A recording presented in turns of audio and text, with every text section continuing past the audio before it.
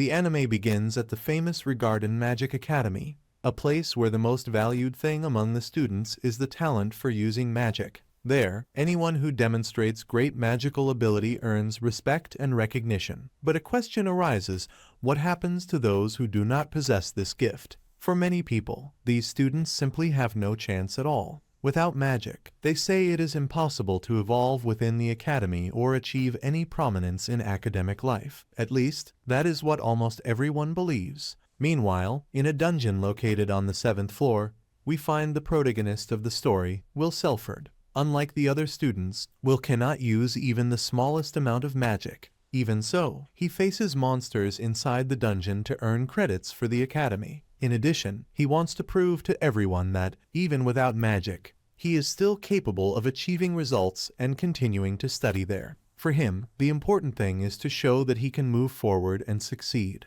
even without possessing the ability that everyone considers essential. Next, the scene shifts to a classroom. The teacher Edward Serens is teaching magic to the students. During the lesson, he calls Will several times to come down to the front of the room and perform a practical test. However, Will is distracted while writing in his notebook and takes time to realize that he is being called. When he finally understands that the teacher is speaking to him, he immediately becomes discouraged, because he imagines that he will be forced to demonstrate magic in front of everyone. Even so, Will walks down to where Edward is. The teacher then hands him a catalyst and asks him to use it to summon a flame. Nervous, Will points the wand at the ore and recites the spell that should produce fire. However, nothing happens. This occurs because he simply cannot use magic.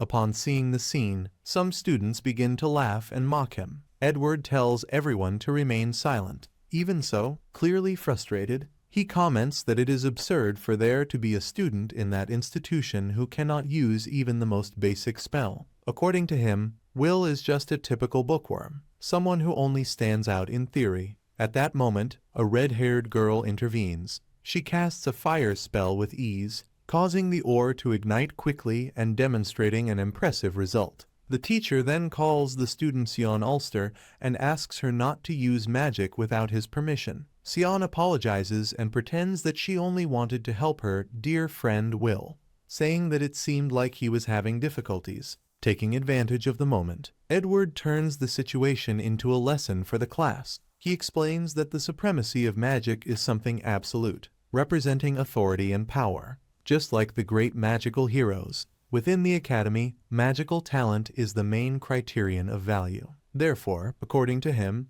someone who possesses only theoretical knowledge but cannot use magic does not deserve to be in such an honored place. He even insinuates that people with impossible dreams, like Will, should leave the academy as soon as possible. After class, Will leaves the room. Sion and some classmates surround him in the hallway and begin to mock him. They comment with disdain that he needs to enter dungeons just to kill monsters and earn a few points, saying that this is a disgrace to the academy. Suddenly, Colette appears, a 6th-year student. She immediately intervenes and confronts Sion. He replies that a student as talented as her should not waste time defending someone as unsuccessful as Will. However, Colette counters by saying that Will is a very kind person, and that he strives more than any other student. In addition, she states that she will not allow them to continue despising her friend. Sion is surprised by her attitude, but soon responds that kindness and effort are not enough to turn someone into a great mage. When Will approaches, Sion also adds that becoming a Magia Vander is an impossible dream for him. After that, she and her friends leave, saying that they do not want to waste any more time with someone so mediocre. As soon as they walk away, Colette and the small Kiki stick out their tongues at the group, clearly irritated with the situation. Next, they walk with Will through the castle corridors. Colette comments that he should not let himself be shaken either by Sion's words or by the attitude of Professor Edward, who should not have humiliated a student in that way. Will, however, admits that part of what they said is true. After all, he really cannot use any kind of magic. In addition, he comments that he even feels embarrassed for making a beautiful girl like Colette worry so much about him. Upon hearing this, Colette blushes slightly, but tries to hide it, pretending to be irritated. As she comes from a noble family, She says that she needs to maintain her posture and composure. Shortly after, she notices that Will seems lost in thought and asks what is happening. He replies only that he was admiring the beauty of the academy.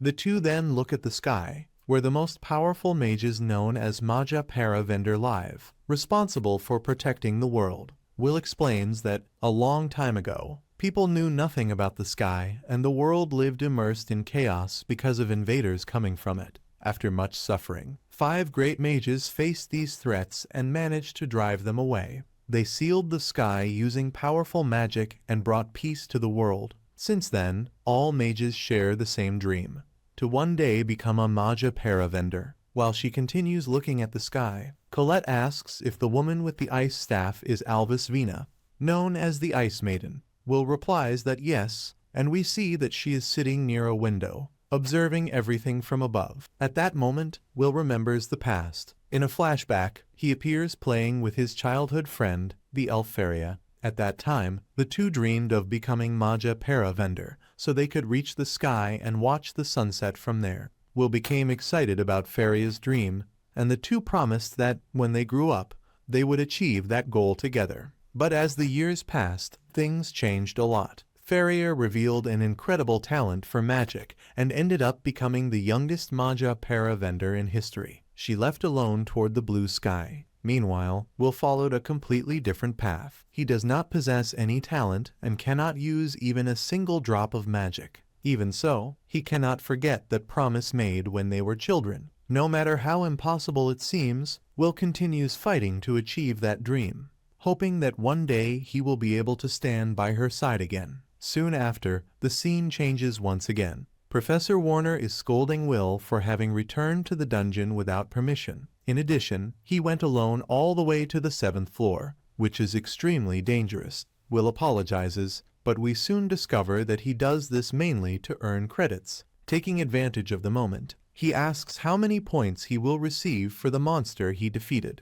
Warner becomes irritated when he realizes that this is the only thing that seems to matter to him, but replies that he will give 2 credits for the achievement. While he celebrates, an Academy staff member asks if he is still determined to become a Magia Vander. The man explains that, before reaching the Tower of Paradise, it is necessary to enter the Higher Institute. To do so, the student needs to accumulate many credits in 3 different areas: theory, practice, and spellcasting. Will is very good in the first 2, but he cannot earn points in spellcasting, precisely because he cannot use magic. Because of this, he would end up with only 7,200 credits, which makes it almost impossible to advance using only points obtained in practical battles, especially for someone who cannot use magic at all. Even after hearing all that, Will does not show the slightest intention of giving up. Warner, irritated, continues complaining to him and says that someone like Will should not even dream of becoming a Magia Vander. After all, he does not even know if he will be able to graduate, since in the last exam he did not earn any credits. In addition, there is an important test coming up next week, and to take part in it Will needs to gather certain points before the deadline. Upon hearing this, Will panics. He realizes that he has only 2 days to obtain the missing credits. Quickly, he begins reviewing his notes, looking for some monster he can defeat to complete the required score. As he analyzes everything carefully, Warner comments that there is a Baskerville on the 7th floor of the dungeon. According to him, that monster is probably waiting for someone like Will, a typical bookworm, to appear there and face it. Will become so excited by the information that he ends up hugging Warner in gratitude. The professor tries to break free, clearly uncomfortable with the boys' enthusiasm. However, without them noticing, Sion had been listening to the entire conversation. Upon understanding Will's plan, she decides to go to the dungeon first to defeat the monster before him. That way, Will would not be able to get the necessary credits and would end up being expelled from the academy. Some time later, Will heads to the dungeon accompanied by Kiki. He comments that defeating a wild Basker should not be so difficult,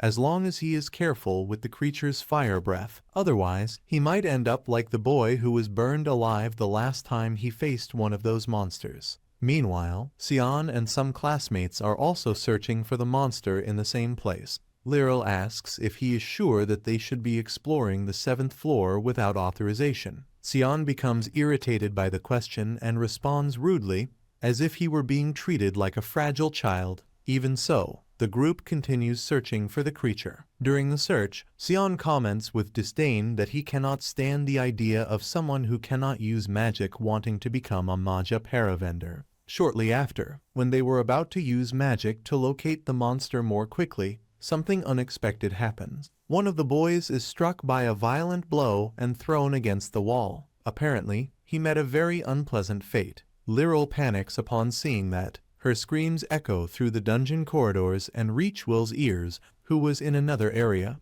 Without wasting time, he runs toward the sound to find out what is happening. When he finally arrives at the location, Will realizes that only Sion is still standing. She is desperately fighting against a creature that is definitely not a Baskerville. In fact, it is a malevolent sentinel, a huge monster that carries a gigantic sword. This creature is worth 10 credits and has a level higher than 5. Hidden behind a wall, Will watches the scene and becomes confused. He wonders why a monster like that is on that floor of the dungeon, since it should appear only on much deeper levels. While thinking about it, he realizes that Sion's magic is having no effect on the creature. For a moment, Will thinks about leaving. He wonders if he really needs to save someone who has always treated him with disdain since he entered the academy. Sion has never done anything other than mock him. If he simply ran away, perhaps no one would find out. But then he remembers Elfaria, who always said that Will was a kind person, someone with a truly noble heart. Even knowing that he might not be that incredible, he decides to act because he wants to become someone worthy of her. Determined, he runs into the battle and interrupts the Sentinel's attack. Meanwhile, elsewhere, Edward finds Warner and tells him that Sion and 2 other students went to the dungeon. Since the place is enormous, Edward asks him to use his familiar to locate them on the 6th floor. However, Warner notices something different. They are on the same floor as Will. He then shows everything through his crystal sphere and tells Edward that there is no reason to worry, because Will is there as well. At that moment, Will continues facing the Sentinel. He manages to narrowly dodge several of the creature's attacks. Despite the monster's strength, its blows cannot hit Will, thanks to the boy's incredible speed. Sion watches everything, completely surprised. He cannot believe that this is the same Will he always called useless. On the other side, Edward is also shocked to see what is happening. Warner then explains that Will is a very unusual case. Even without possessing magic, he has an impressive physical strength, comparable to that of a dwarf. In addition, his ability to observe the enemy's movements allows him to anticipate attacks with almost perfect precision. The Sentinel tries to strike Will once again, but he had already predicted the movement. With a quick blow, he cuts off one of the creature's arms. Then, he grabs his sword and, accepting that he might be the only warrior in a world dominated by magic, concentrates all his strength into a single attack. The strike is so powerful that it pierces through the Sentinel with ease, completely destroying the monster. After the battle, Will extends his hand to Sion, who remains on the ground, unable to believe what just happened. For the first time, he realizes that Will may be much stronger than he had imagined. Watching everything through the sphere, Edward cannot accept that someone without magic can demonstrate so much power. Some time later, Warner gives Will the 10 credits for defeating the Sentinel. Even thinking that the boy is a bit annoying, he acknowledges the achievement. Will becomes extremely happy upon receiving the points. Thus begins the story of a boy who might turn the magical world upside down. A story where the union between a sword and a wand can create something completely unexpected. Soon after, we see a flashback from 5 years ago. At that time, Will was only 10 years old.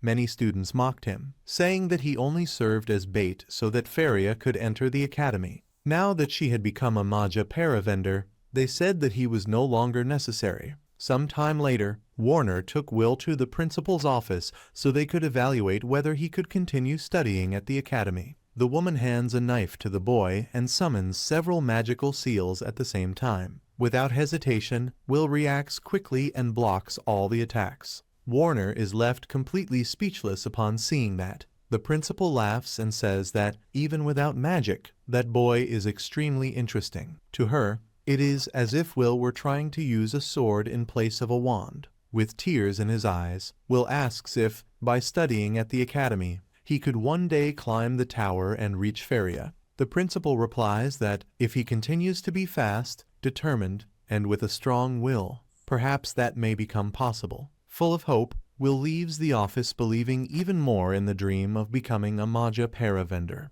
After he leaves, the principal comments to Warner that she feels sorry for the boy. Since he does not have a magical guardian, everything depends only on his own efforts. Even so, she wants to see how far that story can go. Back in the present, Warner explains once again how someone can become a Magia Vander. The first step is to enter the higher institute, where only the best are accepted. There are two main ways to achieve this. The first is to create a new type of magic, something completely original. The second is to gather 7,200 credits during studies at the lower academy. Since almost no one is able to create a new form of magic, most students try to reach the second path. Even so, Warner reminds everyone that many students cannot even graduate. Because of that, no one should talk so early about entering the higher institute. Right after saying that, he surprises the class by announcing an extra practical lesson. For Will, and for many other students,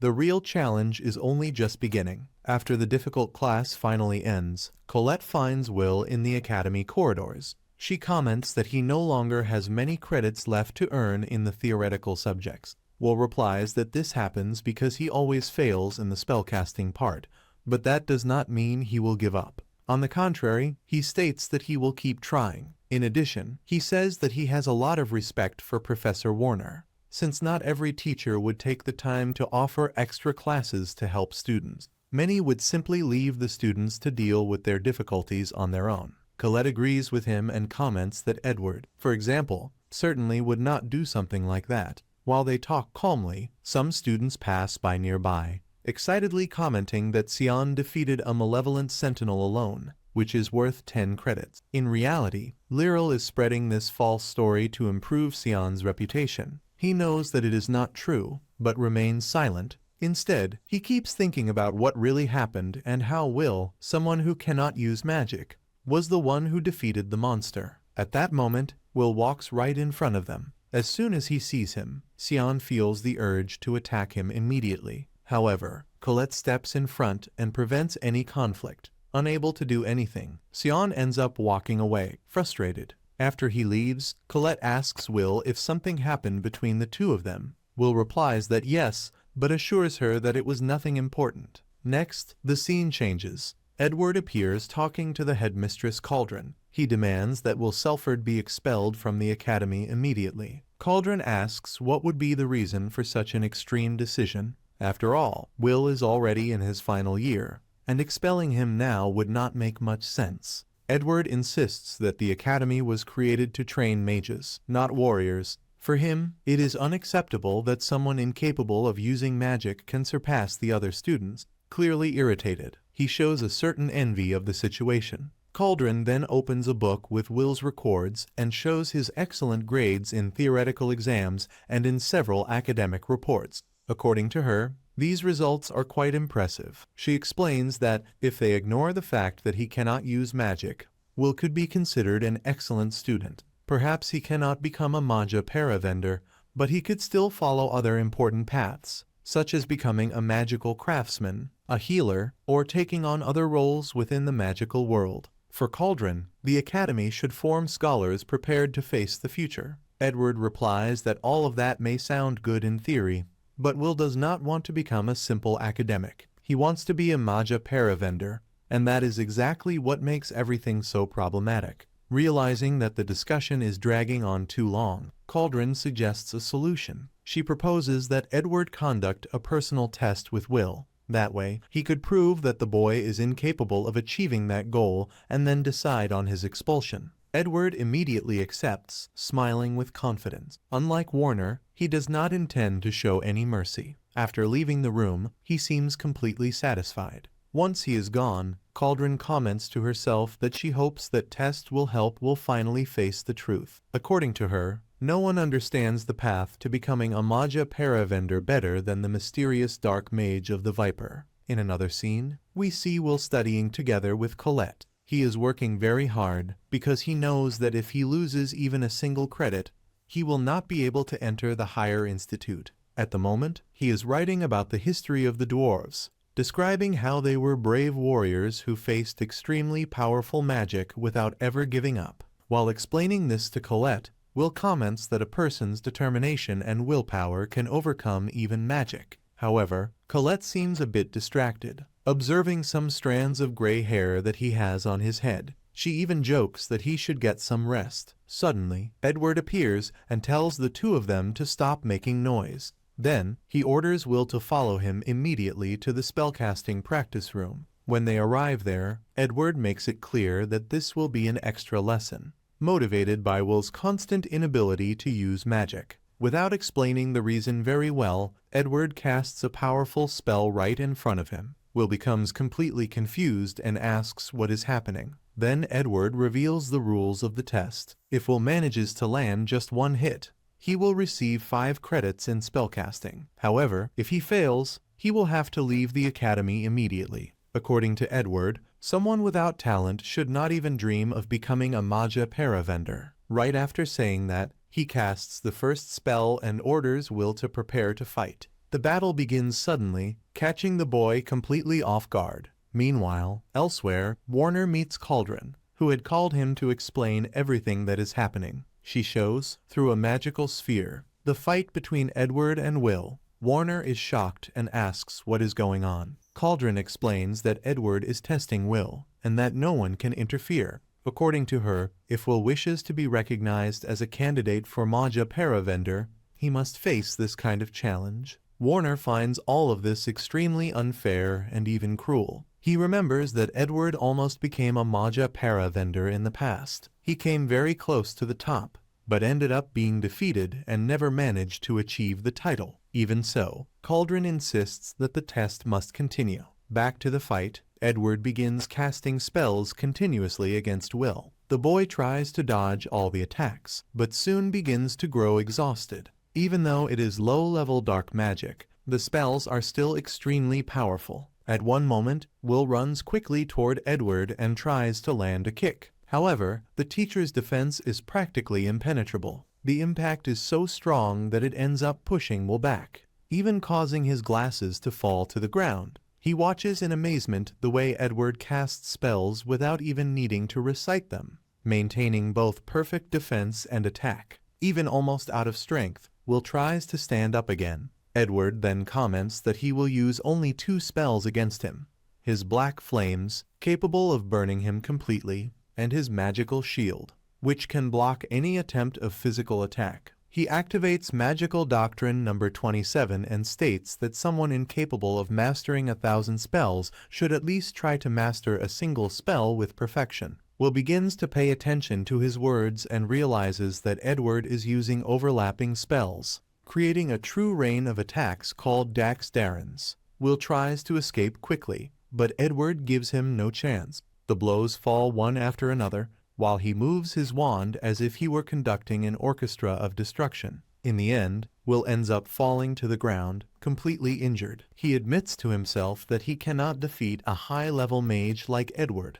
Even so, he thinks that perhaps things would be different if he at least had his sword with him. Meanwhile, Colette continues waiting in the corridors, near the lockers.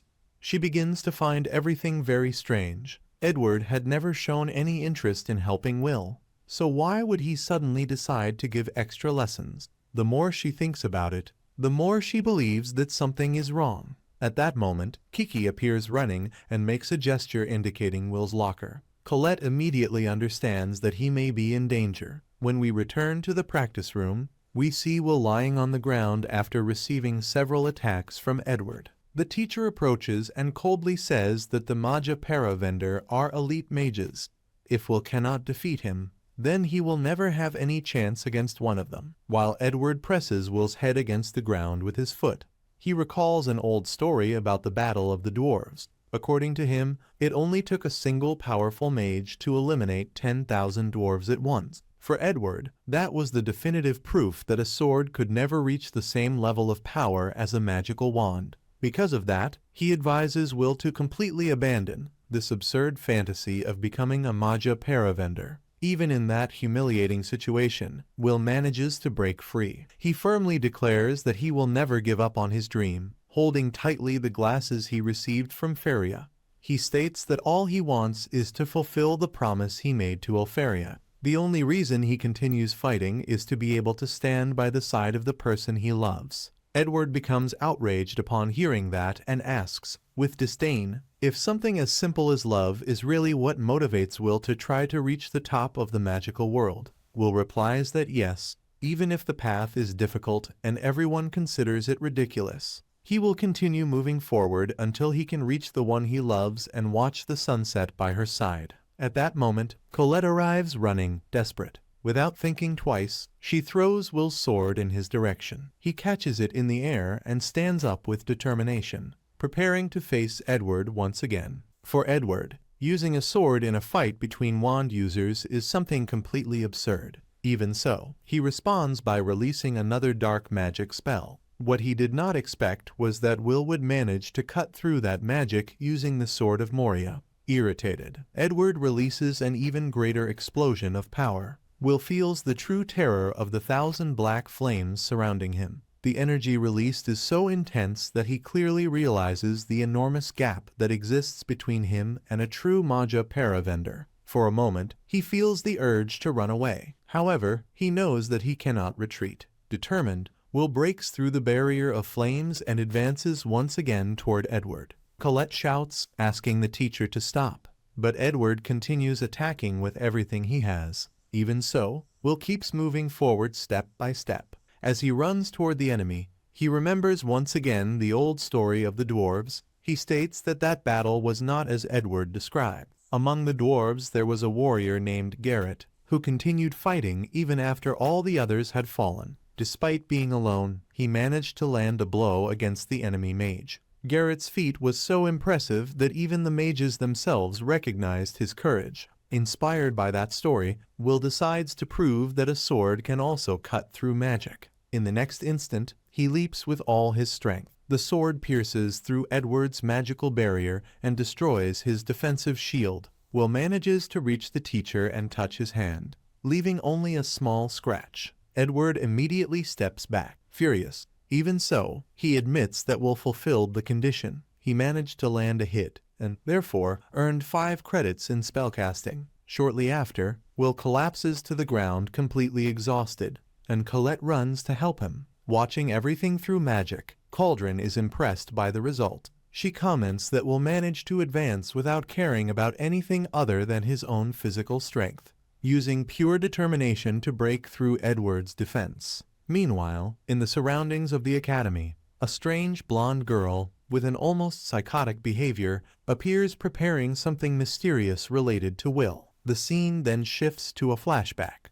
In it, we see Feria handing the glasses to Will. She says that he is the kindest and bravest person she knows. After that, she says goodbye to him. Even sad, Will promises that one day he will also reach the tower, no matter how many difficulties appear along the way. For him, what matters is that one day the two of them can watch the sunset together. Feria smiles upon hearing that and promises that she will wait as long as necessary for that reunion to happen. In that difficult moment, Warner was there to comfort the boy. Will then promises that he will never again allow sadness to make him feel weak or useless. Returning to the present, we see Will walking through the streets of the district called Slungland. Since he does not possess magical talent, he decided to dedicate himself as much as possible to his studies and work. Among his tasks is delivering all the correspondence in the region. During one of these deliveries, he briefly talks with an elderly man and soon continues on his way.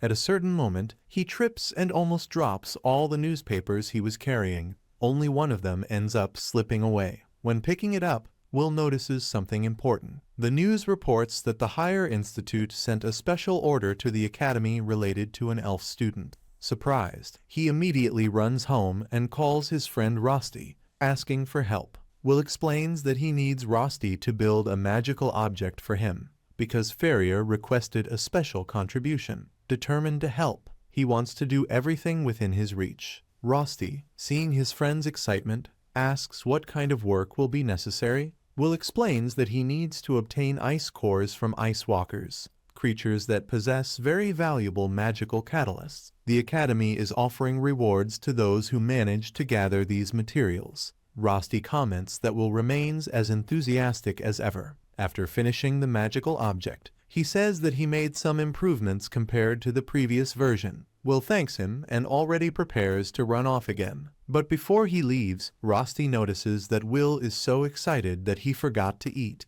So he places a piece of bread directly into his mouth to make sure he has enough energy. In another scene, we learn more about the history of magic. One of the great pioneers of the magical world, Queen Mercedes, taught that all magical knowledge originates from dungeons. According to her, true mages must use their wisdom to explore these places, discover the unknown, and acquire new knowledge, because everything in the world is connected. Soon after, we see Will and other students exploring the 4th floor of the dungeon while carrying out the mission to help Faria. In another area of the place, Sion is surrounded by students who praise him. They watch in amazement as he defeats several ice walkers using magic. Despite receiving all that admiration, Sion cannot feel satisfied. He keeps remembering Will's surprising strength and how he was saved by him during the fight against the malevolent sentinel. Meanwhile, Will decides to advance even deeper into the dungeon. He knows that if he takes too long,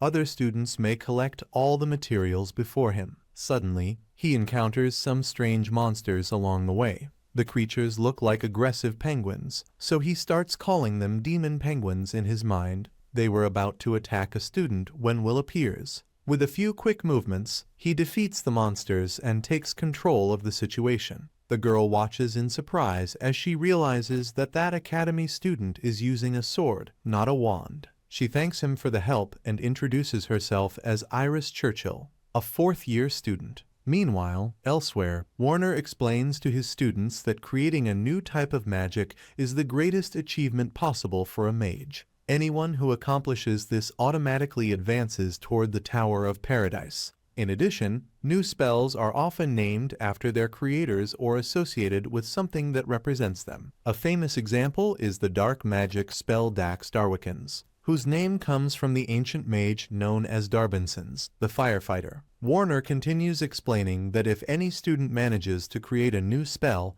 their name will likely be remembered in history forever. However, everyone there knows that this is much easier said than done. Inventing an original form of magic is extremely difficult, almost impossible for most mages, and therefore this path to success seems very far from reality. At that moment, a girl raises her hand and asks if the elven mage who appeared in the newspaper is really as powerful as they say. Warner responds with complete honesty that yes. He explains that she is on a completely different level from the rest of the mages. After all, there has never been anyone capable of creating 12 original spells on their own. For him, that alone would be enough to place her among the greatest mages who have ever existed. As soon as he finishes speaking, the students begin whispering, impressed by the magnitude of her talent. Among them is a curious boy who, by coincidence, looks a lot like Faria, and he listens to the conversation attentively. Meanwhile, Colette comments that Will's childhood friend really is an incredible person. In addition, the entire academy is being stirred because of the mission she requested. A classmate next to her notices that Colette seems a little jealous when talking about Elfaria and says that this is completely normal. After all, someone so extraordinary could easily attract all of Will's attention. Colette feels embarrassed upon hearing that.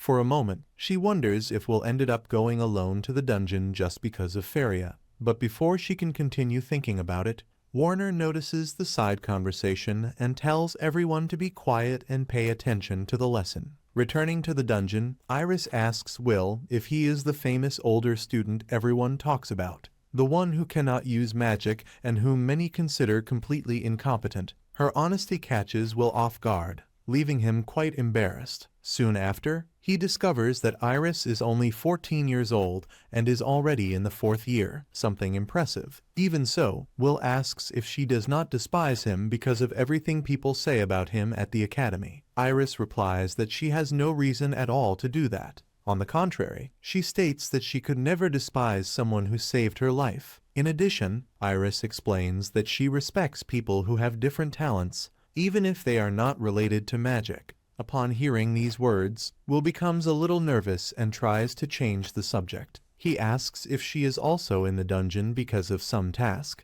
Iris answers that yes, she wants to help Elfaria, because her dream is to become a Magia Vander and protect the sky. Upon hearing that, Will remembers that ordinary people, in fact, do not know the true sky. The current world is protected by an enormous barrier created by the Magia Vander themselves. This barrier forms an artificial sky that hides the true reality. According to ancient stories, if that barrier were ever to disappear, a great darkness would take over the world and a terrible calamity would arise. For that reason, many students follow the orders of the Magia Vander not only out of admiration, but also because they believe they are helping to maintain this great barrier that protects everyone. While Will thinks about this, Iris says that once she had the opportunity to meet Elfaria in person. She explains that, on that occasion, she was trapped inside a dungeon, completely surrounded by monsters. When she thought she had no way out and was going to die, Elfaria suddenly appeared and saved her life. For Iris, that moment was like seeing a goddess descending from the sky. She speaks with great excitement about that moment and says that she hopes to be able to see her again someday. While the conversation continues, Will is looking for signs of the ice walkers. He explains that these creatures usually leave trails of ice fragments on the ground, normally measuring between 1 and 10 millimeters. However, upon observing the ground more carefully, he finds a piece of ice that is more than twice the normal size. This indicates that there is probably a much larger monster in that cave. Upon hearing that, Iris becomes frightened. She suggests that maybe it would be better to retreat, since facing something of that size would not be a good idea. However, Will enters the cave without thinking twice. For him, magic is something incredible, but it is not everything, especially inside a dungeon. Their experience and strategy also make a big difference. In addition, he trusts his own methods to deal with dangerous situations. Iris still does not fully understand what he means, but suddenly Will notices a flash coming toward him. He reacts quickly, dodging the attack and pulling Iris back to protect her. Soon they realize that it was not an ice walker, but rather a frost rex, the most powerful ice monster on that floor of the dungeon. The creature is worth 6 credits and has a level higher than 5. The frost rex fires a powerful beam of ice, but Will manages to dodge and quickly places Iris in a safe spot. She begs him not to face the monster, explaining that physical attacks do not work against that creature. The frost rex's body is made of solid ice, capable of freezing anyone with its power. That is why it is known as a true dwarf killer. Normally, it can only be defeated with long-range magic. Even so, Will states that there is no reason to worry. He assures her that he has faced monsters like that before. The Frost Rex begins to charge another ice attack and fires it directly at Will. However, he manages to dodge it with ease, running quickly across the frozen area of the cave. Taking advantage of an opening, Will uses a magical device he received from Rosti. He wraps the monster's body with the equipment and waits a few seconds before activating it. Soon after, a large explosion of fire takes over the place. When everything finally calms down, Will mentally thanks Rosti. The new devices are much better than the old ones, and thanks to them he was able to execute his strategy. The Frost Rex is especially weak against explosions and fire attacks, which made the plan even more efficient. After the battle, Will begins searching for the monster's ice core. Meanwhile, Iris watches everything in silence. Standing a bit apart, she begins to realize that the rumors about Will at the academy are completely different from reality. While she is lost in thought, Will approaches and says that it is already time to go back. They have already gathered enough materials for the mission. Iris quickly changes her expression and thanks him for the help. Some time later, we see Iris arriving at the Tower of Mages. As she walks, she thinks that Will, even without magic, makes up for it with creative attacks, using magical devices and his incredible physical strength. In addition, he demonstrates a great combat instinct and a lot of experience inside dungeons. Upon reaching her destination, she fixes her hair, removes her glasses, and knocks on a large door, asking permission to enter the room of the Magia Vander. As soon as the door opens, we find several of them gathered: Cariat Incendia Wisman, Porcius, Eleanor, and Elfaria Alvisford. Cariat allows Iris to speak, since at that moment they were only participating in yet another rather boring meeting. In addition, everyone there knows that if the barrier protecting the world were broken at that instant, the entire world would be lost. Soon after, Co and Eleanor begin to discuss what may happen in the future. They know that the celestial inhabitants observe everything from the sky, and that, at the moment, they do not have enough strength to face them. Because of this, they believe it will be necessary to find new promising talents before the day of destiny,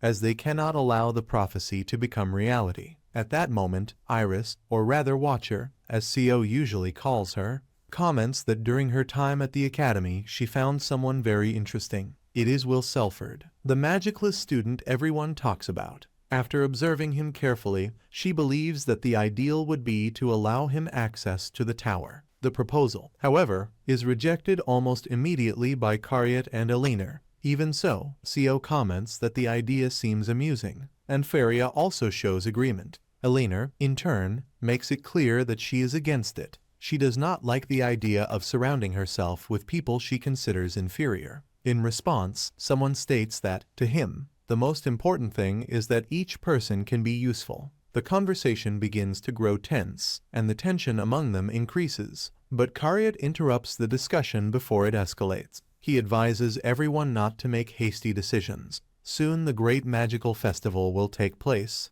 and after seeing the participants' results, they will be able to decide more calmly. After all, only the most capable will be able to reach the top. After that, everyone begins to leave the place quickly, with the exception of Faria. Taking advantage of the moment, Iris approaches and comments to her that the young man she mentioned is truly someone very interesting. Faria responds with a slight smile. Then, upon summoning a magical core, she says that Will is waiting for her with great anticipation. Some time later, the academy students prepare to begin the final test. The exam consists of facing several steel golems, creatures controlled by magic. The objective is simple: defeat them and demonstrate combat ability. As soon as the test begins, one of the first to destroy his opponent is Sion, using his powerful green fire magic. Shortly after, Serfort and Colette take action. Colette uses her earth magic to guide her attacks with precision. As a result, Sion finishes the test with 9,889 credits,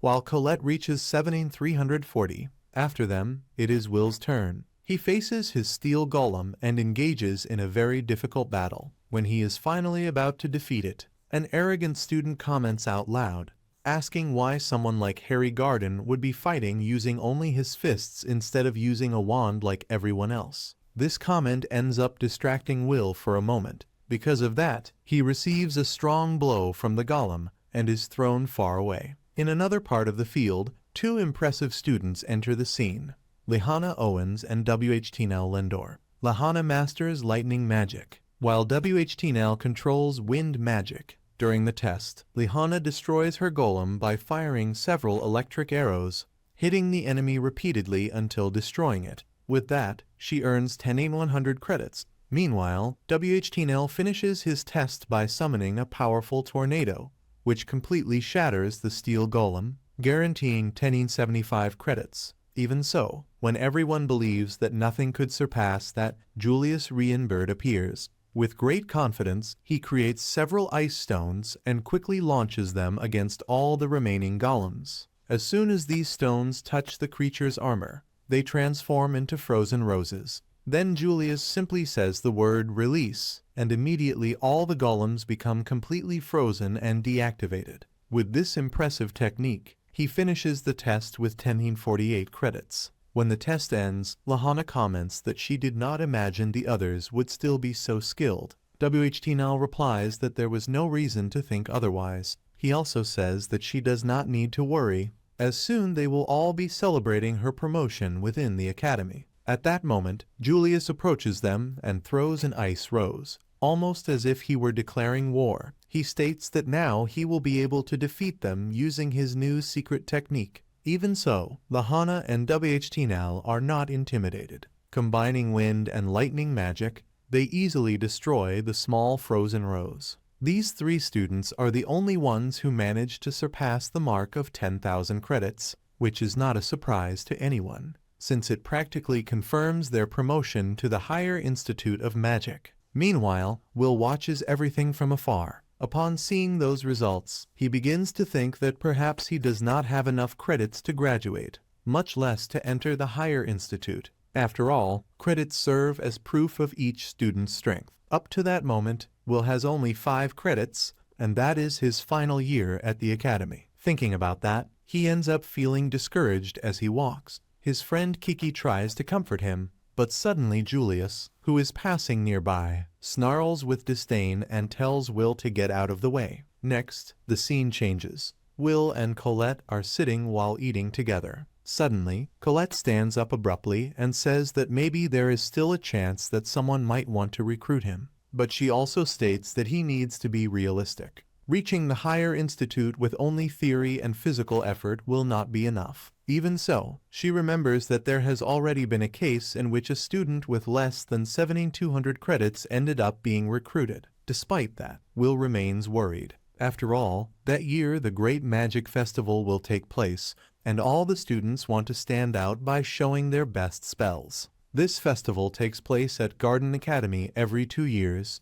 During the event, several competitions are held. It is at this moment that the high mages of the tower observe the participants to evaluate their abilities and choose possible candidates. Colette then explains that, in the end, everything comes down to duels between the tower factions, where it is decided who will be chosen and who will be left out. These factions are Torsius Phase, the Lord of Lightning; Liffin, the Sacred Elf; Albis; Vina, the Ice Maiden; Barum, the Emperor of Flames; and finally Mysterious Noah, the Sovereign of Light. Each of these factions is led by a powerful magic wielder. If a student is chosen by one of them, they will have direct access to the tower. Even so, Will remembers that it is not simple to ignore the normal graduation process and be recruited directly. For that to happen, the student would need to demonstrate extraordinary magic, capable of impressing even a great mage. Colette, however, comments that there are rumors about another possibility. They say that during the Great Festival, observers also appear, people responsible for searching for special talents for the tower. While the two are talking, Iris passes very close to them. She hears part of the conversation and watches them with a curious smile. Will then states that he does not intend to draw attention at the festival. He prefers to work behind the scenes, helping with the organization of the event. Colette insists that he should participate, saying that if people saw him fighting, they might change their opinion about him. Will thanks her for the concern, but believes that, in his case, the festival would be like participating in a regular sports event. For him, it would not make much difference. He remembers that he already had a bad experience during his second year, when he ended up failing in front of everyone. At that time, several students at the school began to mock him and treat him poorly. After recalling all that, the two remain there, reflecting on what may happen in the future. As they walk, Will and Colette observe other students training. Some practice creating magical creatures, while others try to summon spiritual guardians. Seeing all that movement leaves Colette quite excited, as this festival seems very different from the previous ones. This time, it will not be only the tower observers who will be present. Recruiters from various capitals will also attend the presentations. This means that even if some students are not chosen for the tower, they might still find other opportunities in different places. Because of that, Colette believes that no one should miss the chance to show their abilities. The problem is that, for Will, the situation is complicated. He does not possess magic, so he has no way to demonstrate anything in that type of competition. Even so, Colette ignores the detail for a moment and approaches some old lockers nearby. They are protected by a very well-hidden magical barrier, equipped with an inhibitor and a sound-dampening system. Someone with magic could break it by force, but Colette prefers to use Kiki. The small creature uses the magical stone on its head to locate the hidden barrier and carefully undo it. After they manage to open the access, they find a hidden staircase. Upon hearing noises coming from the lower floor, they decide to go down quickly. Down there, they find several academy students gathered, participating in a clandestine betting system. They are placing bets to try to predict who will win or lose during the magic festival. Nearby is Sion, accompanied by his group of arrogant friends. As soon as he notices Will, he immediately prepares to provoke him as usual. But, to his surprise, Colette steps in front and points her wand directly at his face. She threatens him firmly, making it clear that she does not want any kind of trouble. She also warns that if he bothers Will again without reason, she will truly become angry. At that moment, Will asks why Sion is participating in illegal betting. The answer he receives is simple: it is none of his business. Even so, Sion's own classmates end up unintentionally revealing that he is only there because he heard some students commenting that there is a big difference in power between him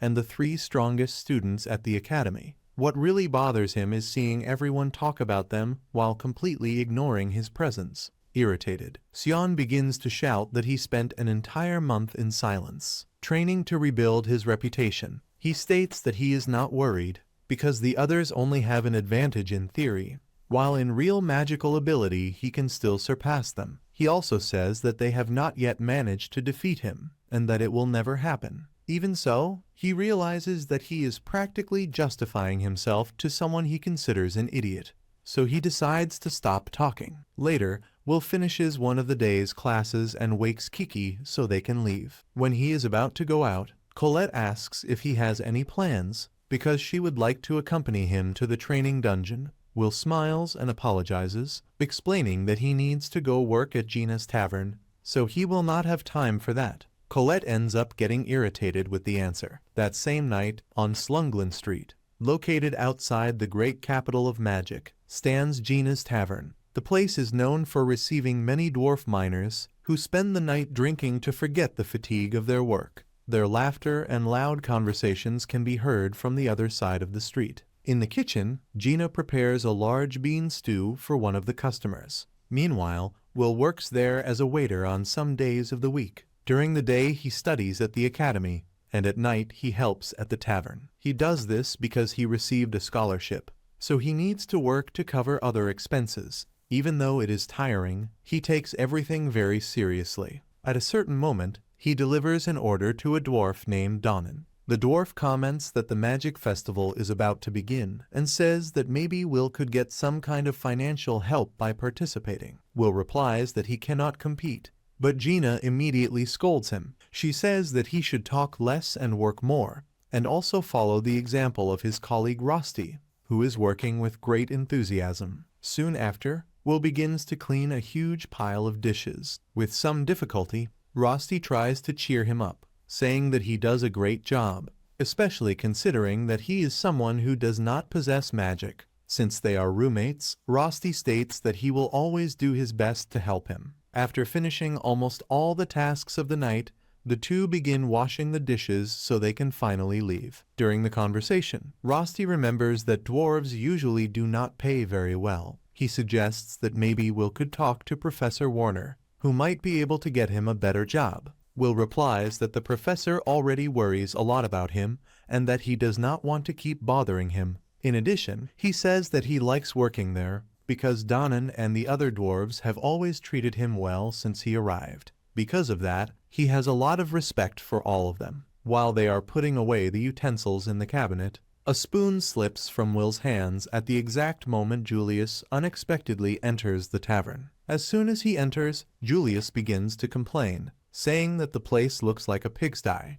When he notices Will, he starts mocking him, calling him an idiot and saying that he fits perfectly in that place full of barbarians smoking cigars. Upon hearing that, Donan stands up angrily, but a friend holds him back to avoid trouble. Even so, Julius continues provoking them. He states that dwarves are merely members of an inferior race and that they should be grateful for being able to live in that country thanks to the compassion of others. While he speaks, Will remains silent, continuing to organize the utensils. At the same time, he remembers everything that happened when the celestial inhabitants destroyed the dwarves' kingdom, forcing many of them to flee to other places. Since then, both elves and dwarves have suffered prejudice in many places, and there is a very clear rule: if one of them attacks a mage, their entire race will be punished for it. At that moment, Julius shouts at Will and demands that he bring food and drink immediately. Donan's blood begins to boil with anger because of the mage's arrogant attitude. Even so, Rosti reluctantly brings a beet soup to the table. Julius and his friends begin to laugh at the appearance of the food. They mock the dish, the tavern, and also the dwarves. Then Julius shouts that everyone there is nothing more than little demons who should leave that country. At that instant, Will's patience reaches its limit. He takes off his apron and walks straight to the table. Rosti tries to stop him, but he has already reached Julius. Firmly, Will demands that he take back what he said about the beans. He explains that that dish represents the knowledge and effort of the dwarves, who cultivate their food with great hard work, even under the most difficult conditions. He states that it is not something that anyone should ridicule simply for amusement. The entire tavern falls silent. Gino watches the scene carefully. Julius responds with disdain. He says that just because the dwarves work hard, it does not mean they do not smell bad. To him, it is still something repulsive. Then he grabs the bowl of beans and kicks it toward Will, spreading food all over the floor and creating a huge mess. Julius's helpers also move forward to attack. They believe they will be able to hit Will easily, but only fools would think that, with speed, Will grabs both of them by the neck and throws them to the ground, leaving them unconscious. After that, he faces Julius and says that the hatred that exists between them no longer makes much sense. But the contempt that Julius shows toward the dwarves is even worse. For Will, anyone who acts that way ends up being worse than any beast. Julius, however, just laughs at the situation. For him, all of this is just a way to humiliate Will in front of everyone. Without wasting time, he uses his magic to freeze the entire tavern and begins attacking from multiple angles at the same time. Will manages to dodge many blows, evading with agility, but Julius concentrates even more power and manages to immobilize him with ice. Then he slowly approaches and points his wand, making an ice rose appear on Will's chest while smiling arrogantly. At that moment, Donan shouts for Julius to stop before he crosses all limits. When Julius prepares to freeze Will completely, he notices the boy's firm gaze. That expression makes him change his mind. It seems that simply leaving him trapped in ice would not be enough. Then Julius decides something else. He points his wand at Will and orders him to participate in the Great Magic Festival. His intention is simple. He wants to humiliate him in front of the entire academy. Will manages to break the ice quickly and pulls the wand from Julius's hand by the tip. Donan asks both of them to stop immediately, but Rosti realizes that it is already too late to avoid the confrontation. Julius declares out loud that he will win and destroy everything that Will has built within the academy. Will accepts the challenge, but sets one condition.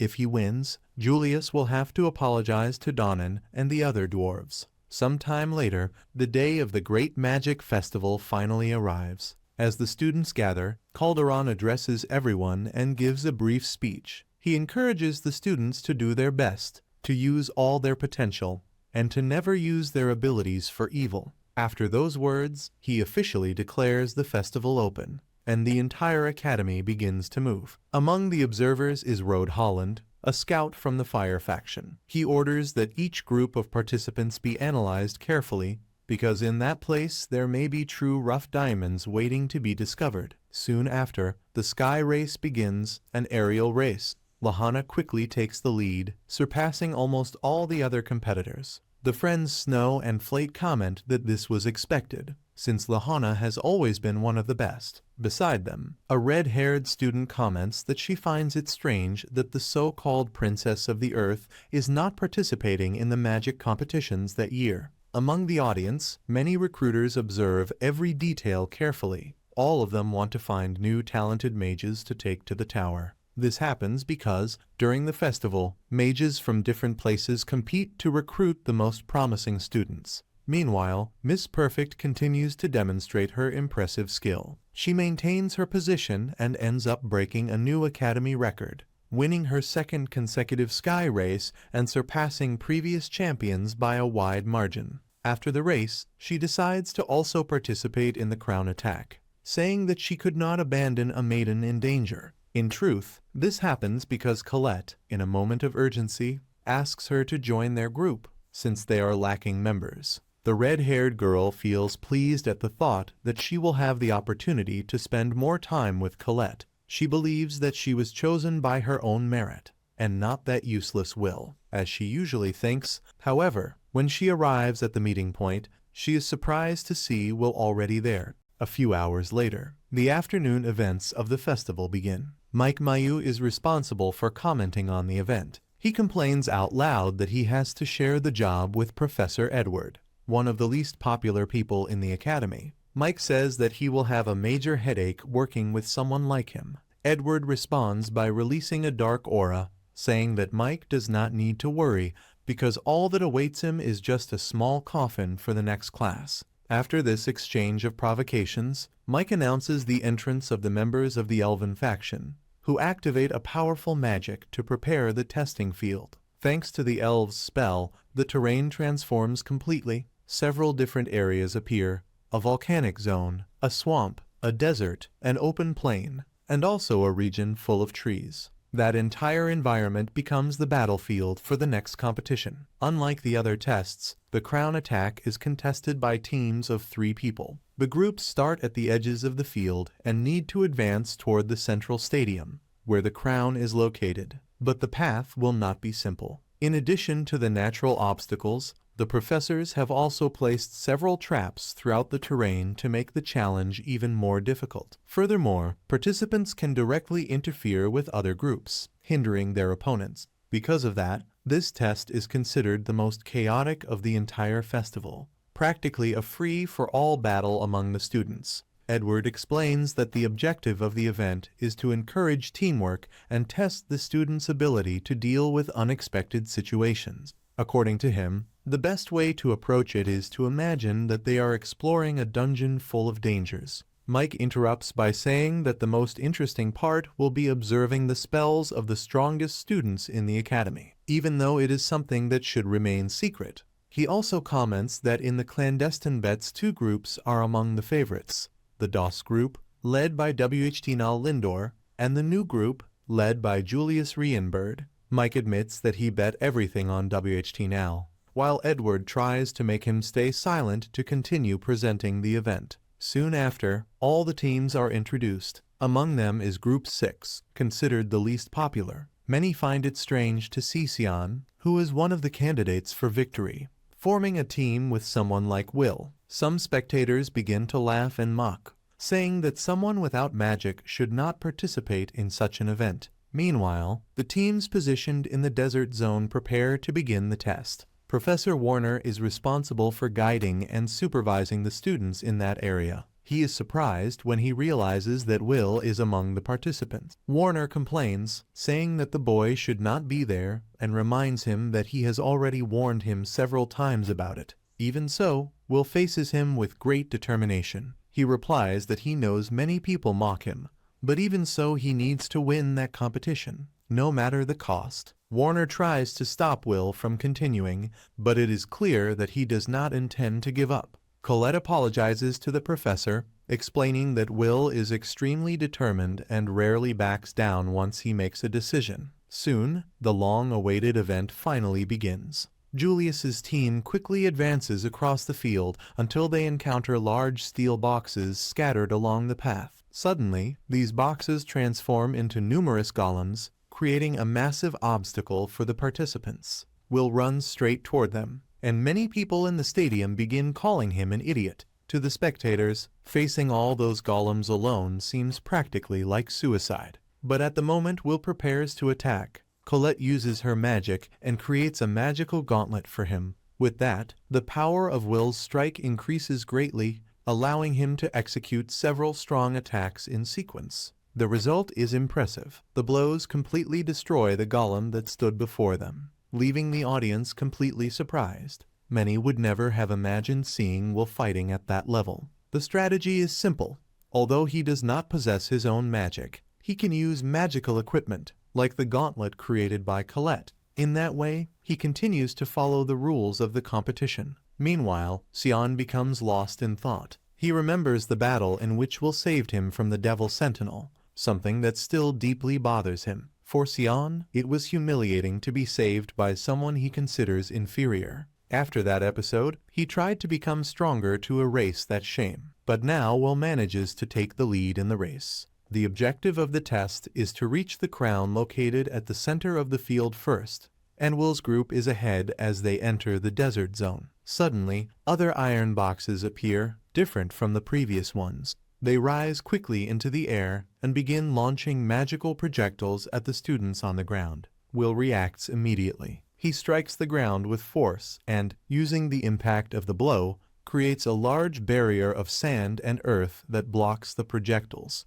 After that, he runs toward the flying boxes. Colette conjures several steel swords, and Will takes advantage of that to throw them with precision, destroying all the boxes in the air. In the event commentary, Mike shows surprise at how the group is dominating that area of the field with such ease. Some spectators, however, claim that all of this is only possible thanks to Colette's powerful magic. In part that is true, but other observers are impressed when they realize how Will can detect traps and deactivate them quickly. While commenting on this, Edward explains that it is natural for someone who spends so much time exploring dungeons. According to him, Will's efficiency comes from the experience he gained in those places, as well as his fast reflexes and the knowledge he has accumulated. Among the crowd, Iris cheers excitedly and begins shouting, rooting for Will with great enthusiasm. Meanwhile, Julius continues eliminating several opposing teams without mercy,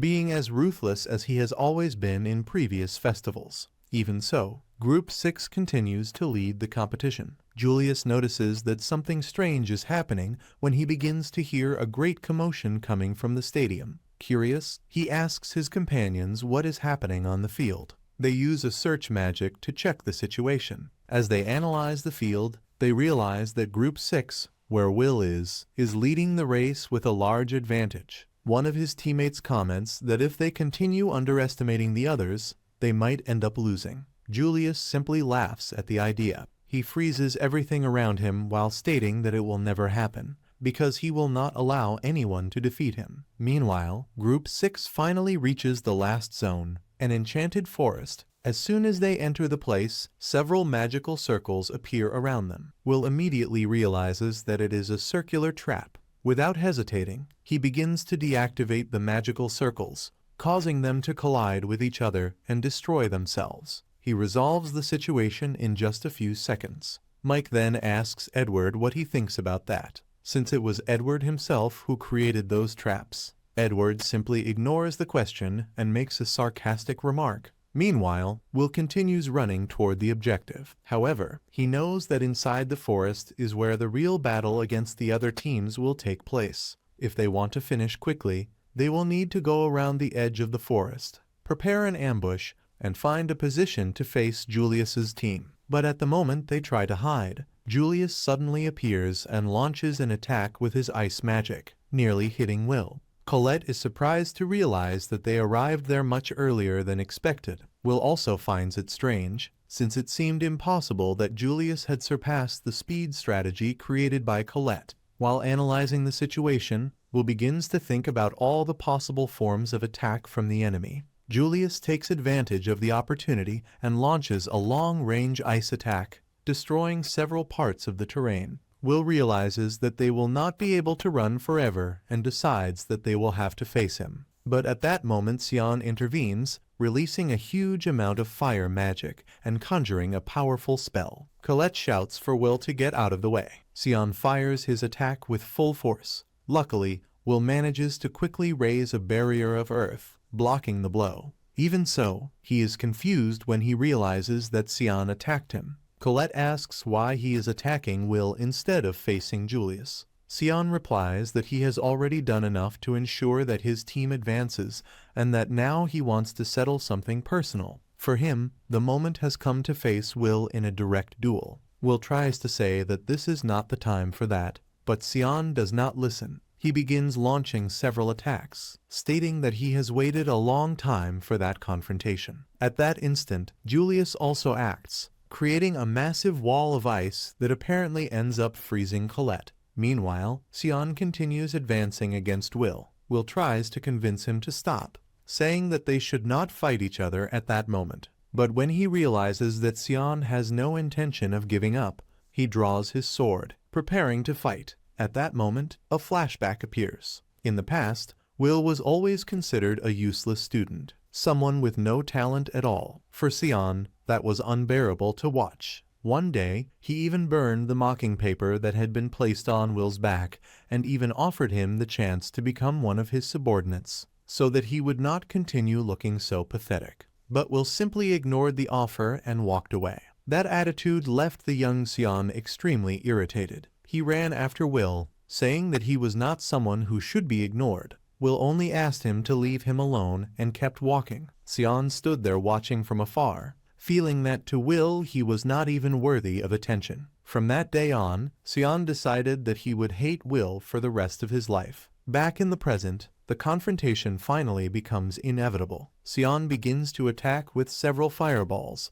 along with whip-like strikes made of flames. Will does his best to dodge and cut through the attacks, trying to keep his distance. The red-haired girl then shouts for him to stop just running away and face the fight for real. Otherwise, she promises that soon she will turn him into nothing but ashes. Will responds by saying that he cannot keep fighting like that. They are part of the same team and, besides, they do not have time to settle that there. He also reminds that he made a promise to the dwarves of the city, and he does not intend to break it. Even so, Sion continues advancing with aggressive attacks. While dodging the flames and the strikes, Will begins to wonder if he will really be forced to face him at that moment. Meanwhile, in the event commentary area, Mike explains to the audience that the situation of Squad 6 has taken a completely unexpected turn. After overcoming all the previous challenges with ease, two members of the group have started fighting each other, creating an intense confrontation.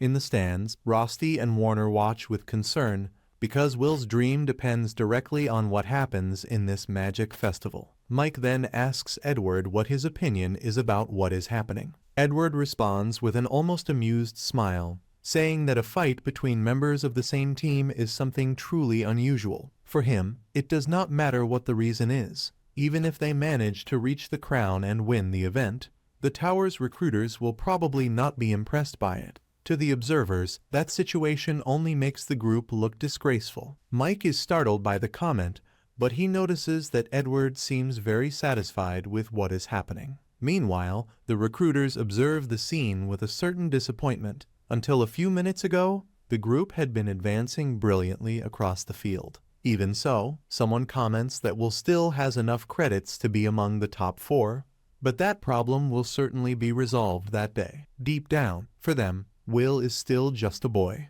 Meanwhile, Rosti continues to worry. He pets Kiki, thinking about what might happen to Will. Suddenly, Iris sits beside him and begins to cheer excitedly for Will. Rosti finds that strange because he did not expect her to be supporting Will. On the contrary, he imagined she was the type of person who preferred to support the more popular students, especially someone like Sion. Iris explains that, at first, Will did not attract much of her attention. However, someone talked about him, and since then she began to take interest. Now she is so excited that she even bought a small dagger-shaped keychain similar to the one Rosti uses, just to show her support. Rosti feels happy upon hearing that. After all, no one admires Will more than he does, as his roommate. Meanwhile, in another part of the field, Colette manages to escape from the explosion caused earlier. She continues dodging Julius's attacks, trying to return to help the two who are still fighting. Julius then provokes Colette,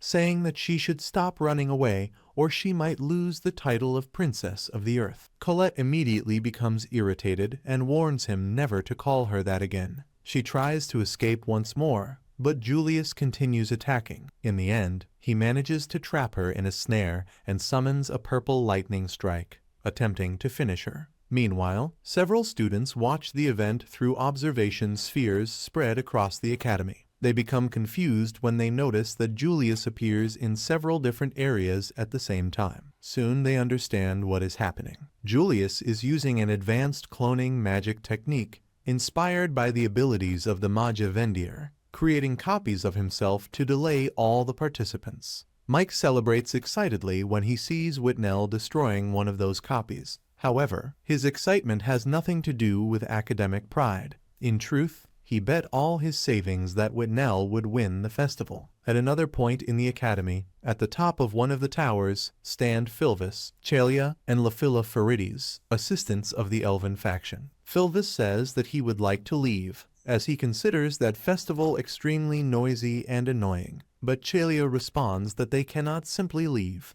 After all, the event also exists to inform the inhabitants of paradise, and everything must be reported to Lady Eleanor. Meanwhile, on the battlefield, Will continues dodging Sion's attacks. He begins to wonder why Sion seems so obsessed with him. Since childhood, Sion has always intimidated him and interrupted everything he tried to do. Will never understands the reason for that. He knows that many consider him a failure, but all he wants is for Sion to simply stop chasing him so that he can follow his path in peace. His objective is clear: to reach the tower and reunite with Elfaria. Sion continues attacking without stopping. Suddenly, he recites a powerful spell and summons a great gardener's falcon, a guardian formed from flames. Will is surprised when he realizes how much Sion has evolved in such a short time. Soon, the falcon dives toward him. Will leaps into the air and tries to cut its wings with his sword, planning to bring it down and then attack directly.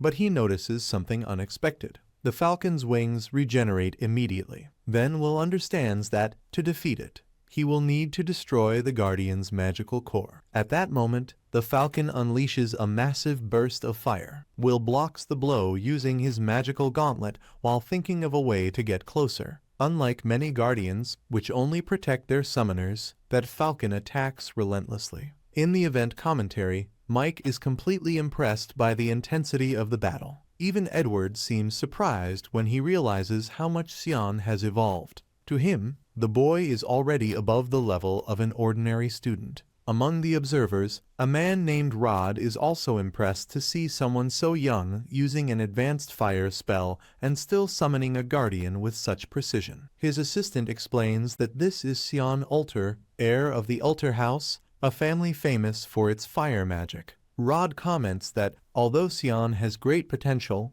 he is still slightly behind names like Lahana Owens and other students who are at the top of the ranking. Even so, he finds it interesting how Sion managed to evolve so quickly in a real combat situation. Because of that, he intends to inform Kariat that the new generation of mages promises to be very talented. Meanwhile, on the battlefield, both Will and Sion are already showing signs of exhaustion. Even so, Sion shouts that they need to keep fighting. He remembers that when Will faced the evil sentinel, he seemed much stronger than he is now. Tired, Will drives his sword into the ground and asks why they need to continue that meaningless fight. That irritates Sion even more. For him, there is a clear reason. After everything Will has done and all the anger he has felt for years, Will should feel at least a little resentment as well. Will responds calmly that Sion is probably right. For a long time, he really did despise him and thought he would like to retaliate for everything. But now he cannot waste time on that. He needs to face Julius.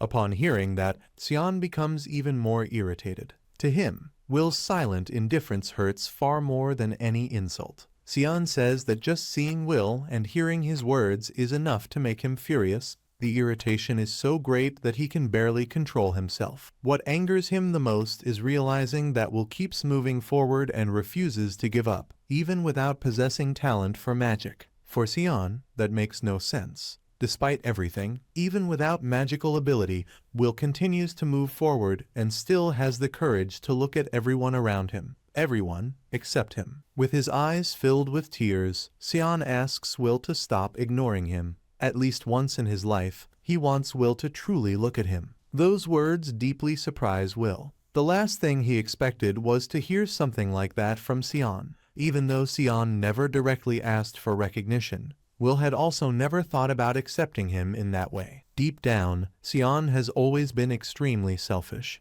Even so, now he seemed to be asking for exactly what he had always wanted. Noticing this, Will grips his sword firmly. If he truly wants to be acknowledged by Sion, then he needs to face him with all of his strength. Sion feels satisfied when he realizes that he has finally received Will's attention. As he begins to recite the next spell, Will prepares himself carefully, waiting for the right moment to anticipate the movement and counterattack. Any mistake now could cost a very high price. Sion launches an extremely dangerous double attack. On one side he performs a powerful summoning, while on the other his guardian moves in to attack at the same time. Even so, Will has already understood the pattern of the battle. He manages to dodge every blow and advances quickly. In just a few movements, he cuts the magical core of the guardian and moves straight toward the red-haired boy. The two are about to decide the final battle. But at that exact instant, a massive rock appears between them. The stone was summoned by Colette. She appears in front of both of them,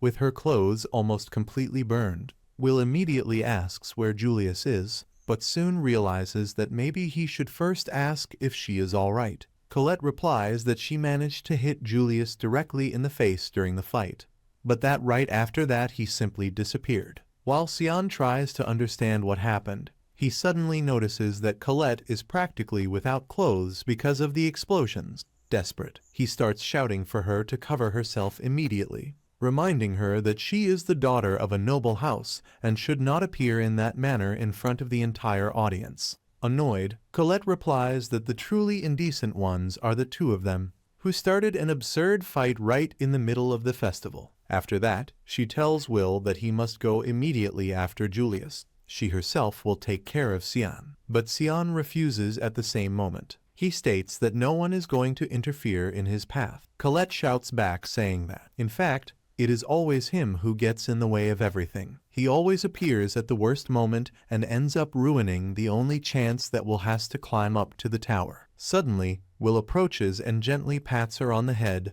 thanking her for helping to save time. Colette turns completely red. Sion, irritated, asks if Will intends to ignore him once again. Meanwhile, in another part of the arena, the different group leaders have already reached the entrance point of the stadium after overcoming all the obstacles along the course. The group released by Julius is about to take the crown, and apparently there is no one there to stop them. But then something unexpected happens. Will appears running at high speed toward the stadium. In an impressive leap, he crosses the entrance and lands right behind Julius. The entire audience is surprised when they see that. Now Will finally prepares himself for the decisive confrontation against Julius. Meanwhile, somewhere else, we see Elfaria sitting calmly, sleeping. Her maid, Sarza, begins to scold her, saying that she spends all her time sleeping while watching the world from the top of the tower. Even while complaining, Sarza thinks to herself that all that appearance of holiness is just an act. To her, Elfaria is nothing more than someone who sells cheap magical items. Elfaria calmly asks what Sarza wants. Then Sarza shows some documents containing the names of the candidates selected by the recruiters. Among all of them, the one who drew the most attention was Julius Rain, who is causing a great impact during the magic festival. According to Sarza, Julius might even become Elfaria's successor in the future. Elfaria agrees calmly. If everything written in the documents is true, that possibility really exists. Back at the festival, Will finally approaches Julius. Julius seems satisfied that he made it that far. He says that it will be even better to win after humiliating Will in front of everyone. Will, however, states that he does not intend to lose. He even mentally apologizes to Donan and to the dwarves from the restaurant, in case something goes wrong. Julius responds with contempt, calling Will nothing more than a useless library rat, someone with absolutely no talent at all. Right after that, he covers the entire arena with a thick curtain of smoke. Will immediately prepares himself to fight. Even without being able to see properly, he manages to hear the movements around him and realizes that Julius is trying to attack him from the sides. He dodges a block of ice that suddenly appears. Even without seeing him, he is still able to locate Julius's position. But at the exact moment he is about to counterattack, another strike hits him unexpectedly. Julius asks if Will truly believes he can keep up with his movements. Then he reveals something surprising. He did not move even a single step. The audience is shocked when they realize that there are several Julius fighting at the same time. Will is also impressed when he understands what is happening. Julius is using clones. The copies begin to explode around Will, trapping him in a deadly trap. The commentator Mike becomes completely confused. unable to understand what is happening in the arena. Meanwhile, Evil Snake watches everything in amazement. He explains that Julius is using a secret art created by Elfaria Alvisvina, known as Glass Fro, a set of 12 extremely powerful spells. These 12 spells are considered Elfaria's greatest masterpiece, and Julius is using the first one among them, the spell called Ars Un, capable of creating perfect ice copies of its user. Will asks how Julius managed to learn a magic created by Elfaria. Julius begins to laugh. With his usual narcissistic expression, he replies that it is simply natural talent and that he learned everything by studying magic on his own. Even if it is still only partial, this already places him close to the level of a true tower mage. Julius continues provoking Will, saying that one day he himself will surpass Elfaria. Those words make Will furious. He charges forward to attack immediately, but Julius was already expecting exactly that. Using his clones, he surrounds Will with an unrelenting sequence of attacks. Soon after, 3 clones join together to form a large barrier, creating a kind of ice cage around him. Julius says that it suits someone like Will perfectly, since he is nothing more than a wild animal. Throughout the entire Colosseum, everyone holds their breath as they watch the enormous block of ice closing in on Will. Mike shouts excitedly, saying that it is incredible. Edward comments coldly that Julius won without even needing to take a single step. For him, that represents exactly what it means to be a true mage. Even so, Julius still does not seem satisfied. He uses acoustic magic to amplify his voice and asks the recruiters what they thought of the spectacle. Then he declares before everyone that his ice magic, inherited from Albis, is superior, and that he will prove himself to be the true successor of Elfaria. The students are shocked when they realize that Julius is capable of using Elfaria's magic.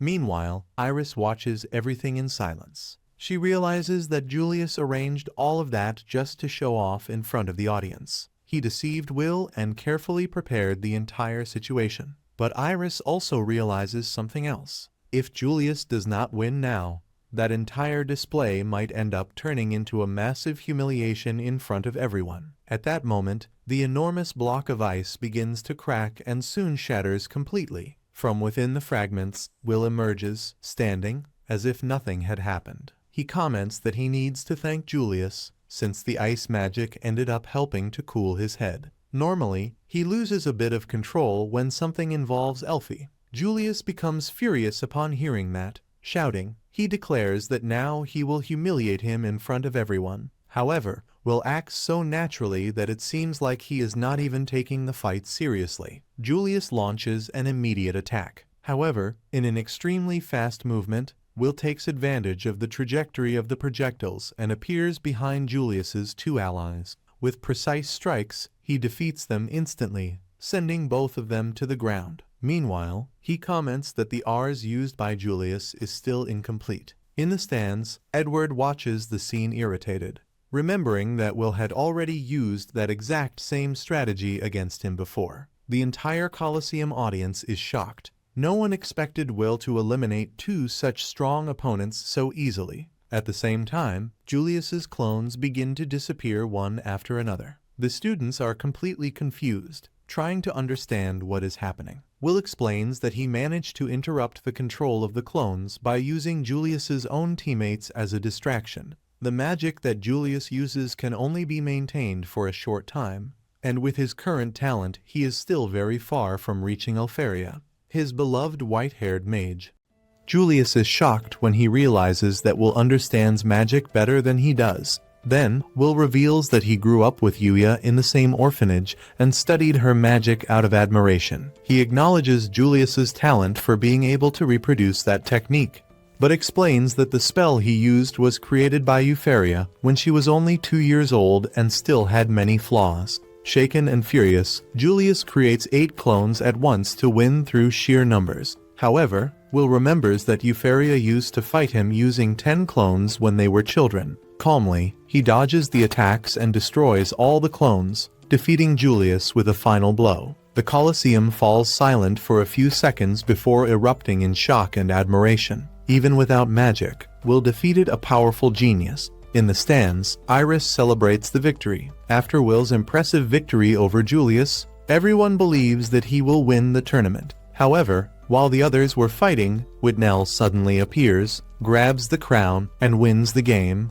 leaving the entire Colosseum in shock, especially Will, who is completely stunned. Whitnell's team is declared the winner at the tower. Elfaria then talks with Sarza and asks if there is any magic capable of going back in time or erasing memories. The question arises because Elfaria discovers that Will believed she used clones only to provoke him when they were children, when in reality she only wanted to spend more time with him. After the festival, Sion is still irritated that Will defeated Julius and promises to surpass him one day. Later, Will and his friends celebrate at the restaurant of the Ains family for having fulfilled a promise. Even without winning the tournament, Julius appears at the place humiliated, helping to wash dishes. After his defeat, Warner comments that, after the festival, Will's life will probably change. In fact, a few days later, at the academy, Will becomes very popular. Many students want to form teams with him for dungeon exploration training,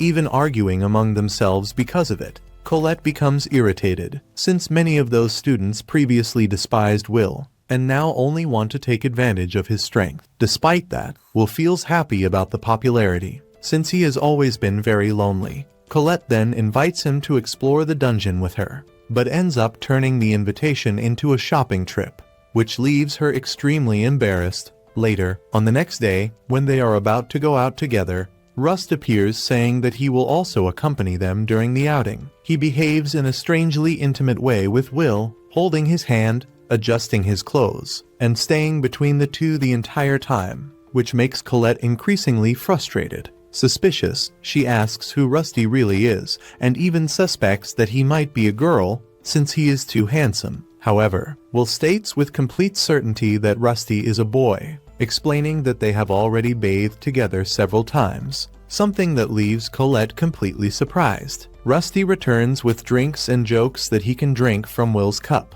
which irritates Colette. Soon after, he suggests that Will take his swords for maintenance. When Will steps away, Colette confronts Rust and asks what he wants with Will. Rust responds directly that no one loves Will more than he does and claims that Will also likes him the most. The two begin a rivalry, arguing about who is closer to Will. Meanwhile, Will meets Lahanna, who invites him to talk. In a tea house, he discovers that some of the strongest students in the academy are gathered. Lahanna reveals that she wants to form a special group for the upcoming dungeon training and invites Will because of his experience and performance at the festival. Julius and Sion initially reject the idea, but Whitnell defends Will, reminding them that he has already defeated powerful mages with his sword. In the end, everyone accepts Lahanna's proposal. She explains that she wants to climb higher and higher in the tower and gain great recognition. Since her family, the Owens family, has a short lifespan and carries great pressure for significant achievements, the group then agrees to work together. Later, Warner officially announces the beginning of dungeon training. The students must explore for a week, facing dangerous monsters to earn credits. Edward also warns that the risk of death is real. When the training begins, the students arrive at the base camp on the 6th floor. Colette insists on accompanying Will in Lahanna's group. Rust, however, needs to remain at the camp due to his duties. Meanwhile, mysterious figures outside the dungeon discuss dangerous matters, including a possible failure in the barrier that protects the world. Inside the dungeon, Will's group faces an army of crimson monsters. Will prepares to protect the mages, but discovers that Lahanna is an exception among them. Descended from knights, she masters close combat. With great skill, she quickly defeats all the monsters and explains that the group should prioritize advancing quickly rather than competing for credits among themselves. In the dungeon, Will remembers that the most important magic in that place is enemy detection. Since he cannot use magic, he does not have that ability and ends up being seen as a burden by the group. While the others defeat monsters easily with magic, Will can barely act and ends up only carrying bodies to earn credit. Even so, he decides to keep trying to help. After a long advance, the group takes a break. Whitnell creates an illusion barrier to keep monsters away and, during the rest, shows disdain for Will, stating that only elves can touch those they consider worthy. Colette becomes irritated, but Will tries to avoid conflict, explaining that this is part of elven culture. Lahanna then reveals the group's true objective: to find and defeat Lumino's Navarros, a rare creature worth about 110 credits. She believes that, working together, they can defeat the guardian of that floor and prove their capability to the tower. As they advance through the dungeon, the group finds several monsters dead along the way, all defeated purely by physical strength, with no signs of magic. As they get closer, they discover something even stranger. Navarros itself is already dead, apparently recently defeated by someone unknown. Suspicious, Will remembers that detection magic is not perfect and decides to trust his own senses. He senses danger above them and tries to warn the group, but the monster suddenly appears and attacks Wall, destroying the ground and causing everyone to fall into a deep cavern. Will saves Itnal during the fall, but the two end up separated from the rest of the group. They discover that they have fallen to the 11th floor of the dungeon, an extremely dangerous area known as the Jaws of Nightmare, where only very powerful mages usually enter. Meanwhile, Lahanna's group realizes that they are lost at that deadly level. Separated, everyone is at risk of dying if they do not reunite quickly. In another part of the cave, Itnal faints and dreams of voices of elves, saying that he is useless and without talent. However, when he wakes up, he finds beside him the enormous monster already dead and realizes that Will probably defeated it alone. After defeating the monster, Will tries to treat Whitnell's injuries, but the elf refuses to be touched and decides to treat himself. During the fall, almost all the equipment was lost, leaving only a few secondary weapons and limited supplies, enough to survive for about 2 days. Whitnell believes that the best option would be to wait for rescue, but Will insists that they need to find the others before it is too late. Meanwhile, outside, Warner discovers that something very serious has happened in the dungeon. A monster stampede destroyed one of the camps and killed teachers, in addition to destroying the control devices. Edward then orders the immediate cancellation of the training, suspecting that everything was planned. Inside the dungeon, Will and Whitnell continue advancing. Even without detection magic, Will uses his experience and senses to perceive dangers. Soon, they are surrounded by demonic boars, but Will defeats the monsters with ease, surprising Whitnell. He also explains that these enemies are blind and rely on smell. Because of that, Whitnell's illusions do not work on them. Gradually, Whitnell begins to realize that Will is far more skilled than he had imagined. However, he reveals his frustration. He believes he has no talent and considers himself a failure among the elves, since he cannot materialize his illusions like others of his race. In a flashback, we see that he always tried to reach the level of his adoptive sister, Eleanor, a powerful elven mage, but never managed to do so. Meanwhile, Lahanna explains to Colette that many students who remain at the academy are seen as mages who have not yet managed to prove their true talent, especially when compared to prodigies like Elf. Back in the cave, Whitnell admits that he often mocks others just to hide his own insecurity. He even asks Will to abandon him, believing that he is only holding him back. However, Will refuses.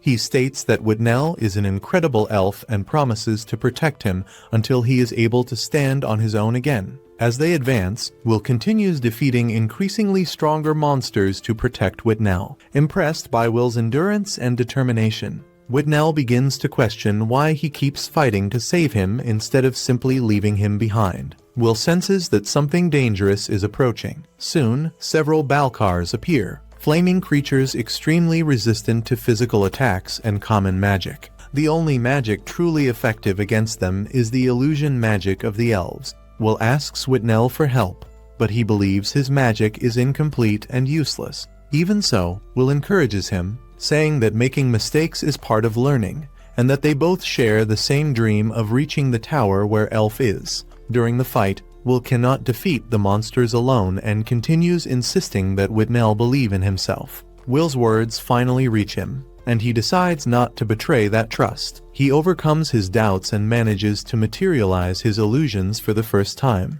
creating a massive barrier of trees that blocks the monsters. Recognizing Will's value, Whitnell kneels and apologizes for having despised him. Admitting that he is a true warrior, the two then reconcile. After that, Will uses a magic carpet created by Rust, which, with a few drops of his blood, reveals a map to locate their companions. With the help of Kik, who recognizes the scent of Colette and Sion, they decide to search for the rest of the group. Meanwhile, in another part of the dungeon, Julius and Sion face a large horde of evil sentinels. Sion fights with fury, still irritated by his defeat to Will. On the upper floors, monsters also invade the students' camps, causing panic. At that moment, Snape appears and quickly eliminates the creatures, helping the students escape. Afterward, he informs that almost everyone managed to flee, but Lahanna's group is still missing on the 11th floor. Meanwhile, Colette and Lahanna continue lost in the dungeon, marking their path with crystals and almost out of supplies. Lahanna blames herself for putting everyone in danger because of her ambition, but Colette consoles her. Later, Will and Whitnell find Sion and Julius, surrounded by the bodies of defeated monsters. However, shortly afterward, they all come across a terrifying scene. A headless man, carrying the head of a teacher, appears before them. At the same time, Colette and Lahanna encounter the same enemy, accompanied by a hooded figure named Marcy. The pair realizes that something far more dangerous is happening inside the dungeon. Two mysterious enemies reveal that their goal is to destroy the false sky, the great barrier that protects the world. The headless man tries to attack Colette and Lahanna, but Will arrives in time, guided by Kik's sense of smell and the crystals left by Colette. Even so, he is easily thrown aside by the enemy. Before leaving, Marcy calls him, and the man summons a powerful monster, an evil Grand Duke. Using the ancient portal magic of the Magic Queen, the creature, extremely powerful and equivalent to hundreds of thousands of magical power points, attacks the group. The students try to flee, but realize that escaping will be nearly impossible. Will then proposes a plan: defeat the Grand Duke, since eliminating the leader would cause the other monsters to lose their organization. Even thinking it is impossible, his companions decide to trust him, and Lahanna recognizes him as the leader. During the battle, Julius uses clones to distract the monster while preparing a powerful spell based on Elf's continuous casting technique. The attack only delays the enemy, and Lahanna tries to finish it, but is stopped by a barrier. The group falls into despair, and Will, overcome by fear after breaking the glasses that Elf gave him, almost loses his courage.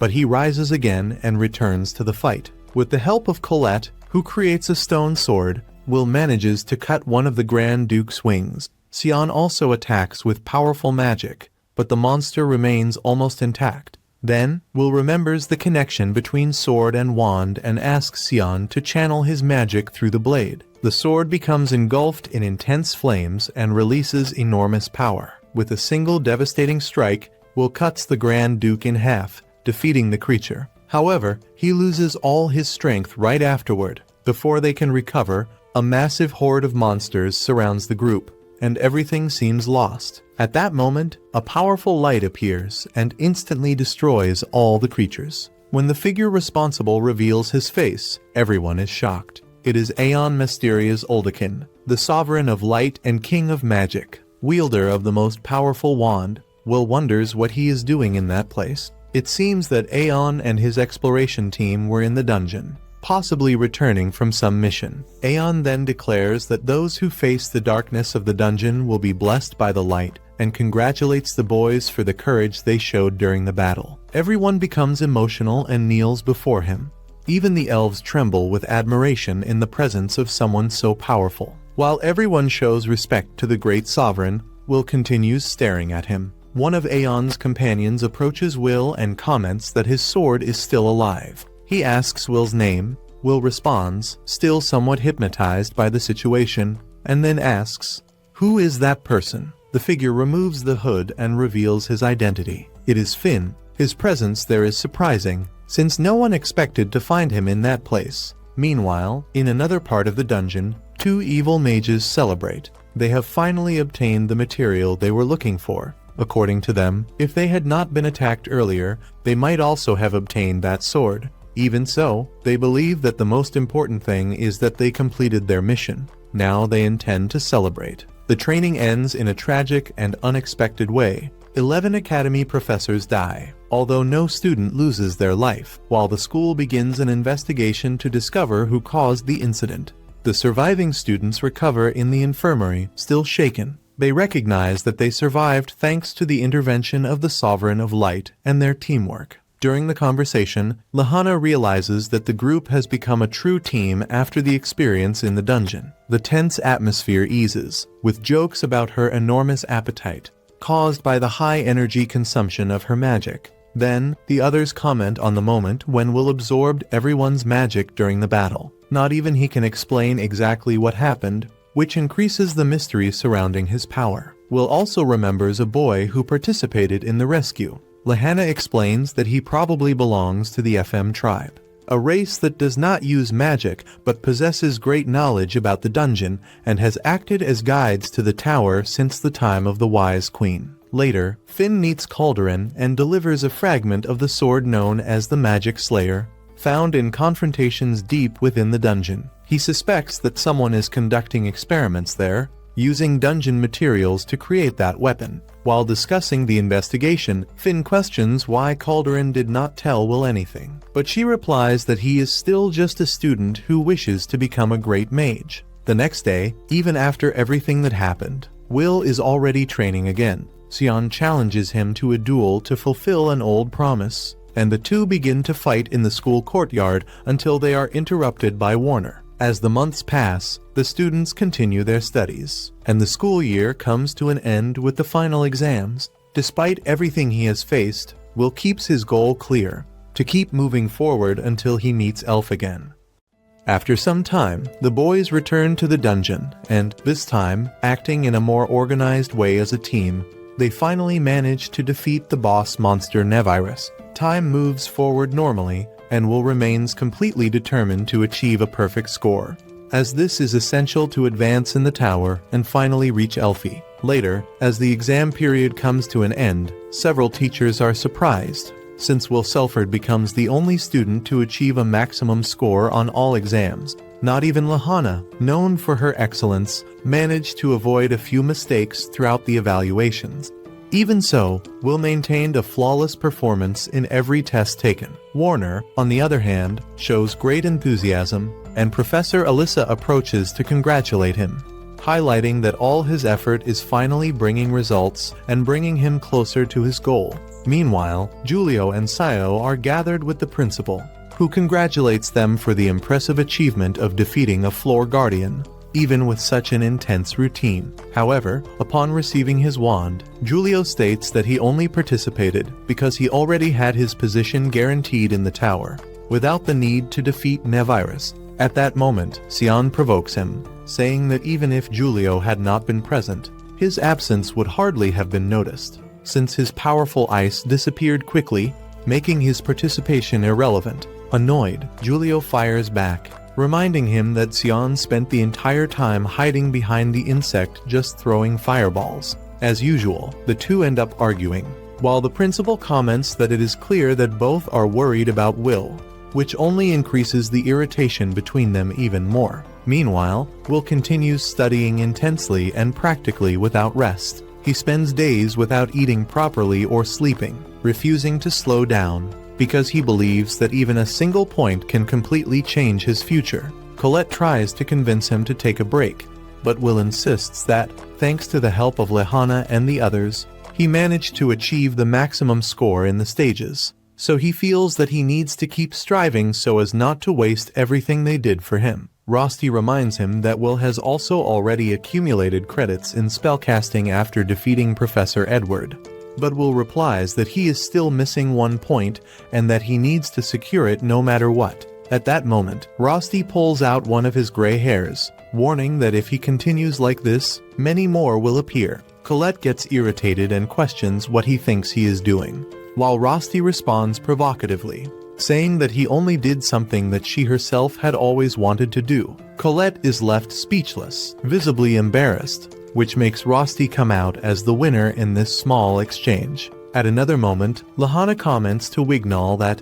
after defeating Nevirus, they will finally be able to climb the tower with pride. However, Wignall observes that it was not that simple, since afterward they still faced a Grand Duke, As they continue walking, he notices how much Lihanna has changed, stating that she no longer gives off that same tension as before. Lihanna agrees, recalling that she used to hide her feelings behind a smile. But deep down she never let her guard down. Wignall then admits that this change happened thanks to Will, as he was the one who showed her that even someone strong can make mistakes, and that ended up earning her respect. Lihanna also acknowledges that she learned a lot from Will, and that she now understands that cowardice can come from a feeling of inferiority, but it can also transform into courage. The two then wonder what Will might be doing at that moment, and Wignall answers that it is obvious.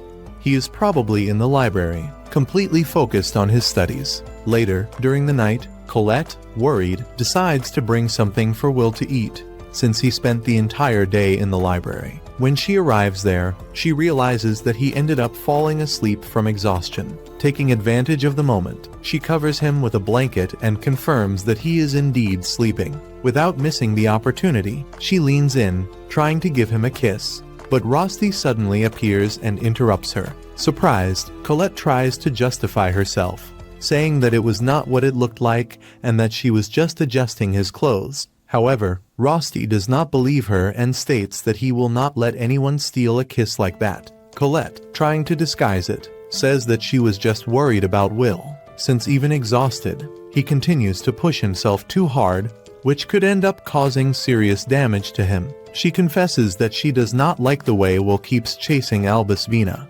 as if he were bound to her, while she just waits at the top of the tower without doing anything. Deep down, Colette admits that she feels sorry for him, and Rosti agrees that he thinks the same way. Meanwhile, at the top of the tower, Elfaria meets Eleanor and comments that it is rare to see her outside her room, since she is usually quite lazy. Eliana responds by asking if Elfaria is still bothered by having lost the fight against her. In response, Eleanor states that she only lost because she was forced to use ice magic, and that if she had used other elements, she would have come out victorious. At that moment, Zio appears and asks both of them to lower their voices and move aside, as he is passing through. Elfaria questions what he is doing there, and Zio replies that it should be obvious, suggesting that she also came for the same reason. He explains that the moment is approaching, and that everyone needs to start preparing for the ritual. Since the barrier is about to disappear, the news leaves him completely shaken.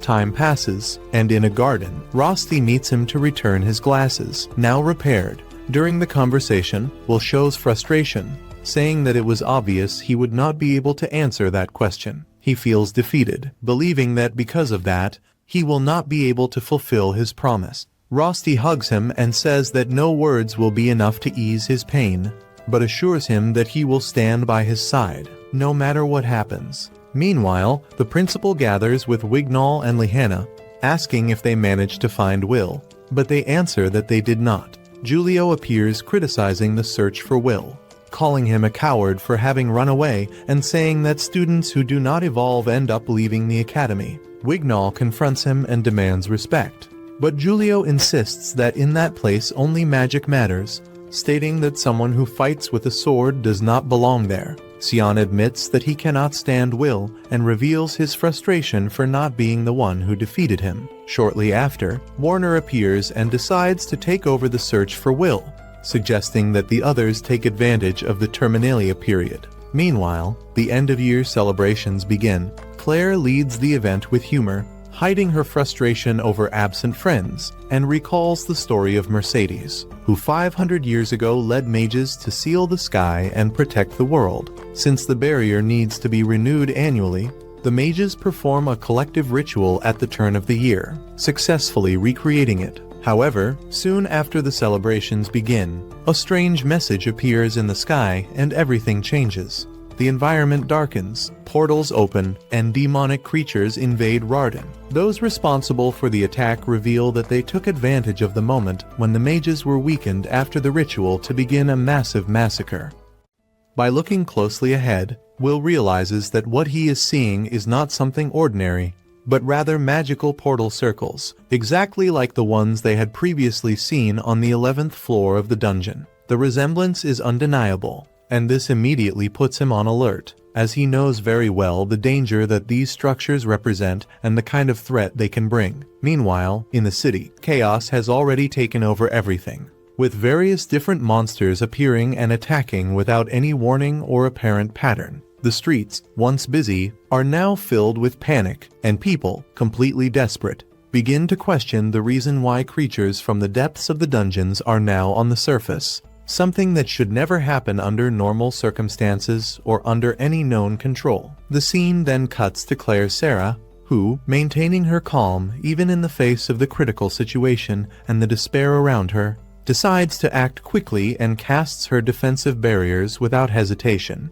As she conjures some magical bubbles around, something unexpected happens. From within them, guardians emerge, summoned creatures that possess the ability to drain the strength of enemies efficiently. At the same time, the faction's mages begin to chant their spells with precision and synchrony, showing complete mastery of their techniques. With this combination of well-coordinated strategies, they manage to eliminate the monsters with extreme ease, which leaves everyone around completely impressed with the power and efficiency of the capital's mages. These mages are known as the Tower Mages, figures respected and feared for their skill and discipline. They quickly come to a consensus that they need to discover the origin of these magical circles. As this is clearly not a natural event, for them, it is clear that someone is behind the release of these creatures, and they demand that those responsible be captured, no matter the cost. However, when they turn their attention back to the battlefield, they notice something disturbing and unexpected. One of the monsters managed to survive all the simultaneous attacks that should have completely eliminated it, even after a new sequence of blows is launched against it. They initially believe that the enemy has been defeated, but soon realize they were mistaken when they see that it is still moving. Everyone begins to attack together, trying to eliminate the threat once and for all without leaving any openings. Claire then shouts for one of the men to retreat immediately, but it is already too late, and he ends up being brutally cut in half in front of everyone. At that moment, Claire realizes something even more alarming and concerning. Magic simply is not working on these monsters, making the entire strategy useless. When she is attacked, she manages to identify the cause. The sword used by the enemy is a Mage Slayer, a weapon created specifically to nullify and pierce magical defenses, something extremely rare and dangerous. The scene then shifts to the school's headmistress, who receives the news that almost all of the tower mages have been killed, in addition to there being numerous civilian casualties. She begins to reflect deeply on the situation, questioning whether this weapon was produced on a large scale for combat and what the true objective of the enemies behind all of this might be. Despite the urgency of the situation, when they suggest that the Academy send reinforcements to the city, she immediately refuses without hesitation. For her, all of this is nothing more than a carefully planned distraction to divert attention from the true target. Her focus is clear and unwavering. The tower must be defended at any cost. The mages present understand that they are the true targets and that they must act quickly before it is too late. The only viable option is to deploy the Grand Barrier, but there is a critical problem. Elfaria's mana is practically exhausted, as is that of everyone else. This is the only day of the year when all mages end up completely drained, which makes the situation even more dangerous. Even without knowing exactly where this threat came from, everyone is certain that the enemies chose this moment on purpose,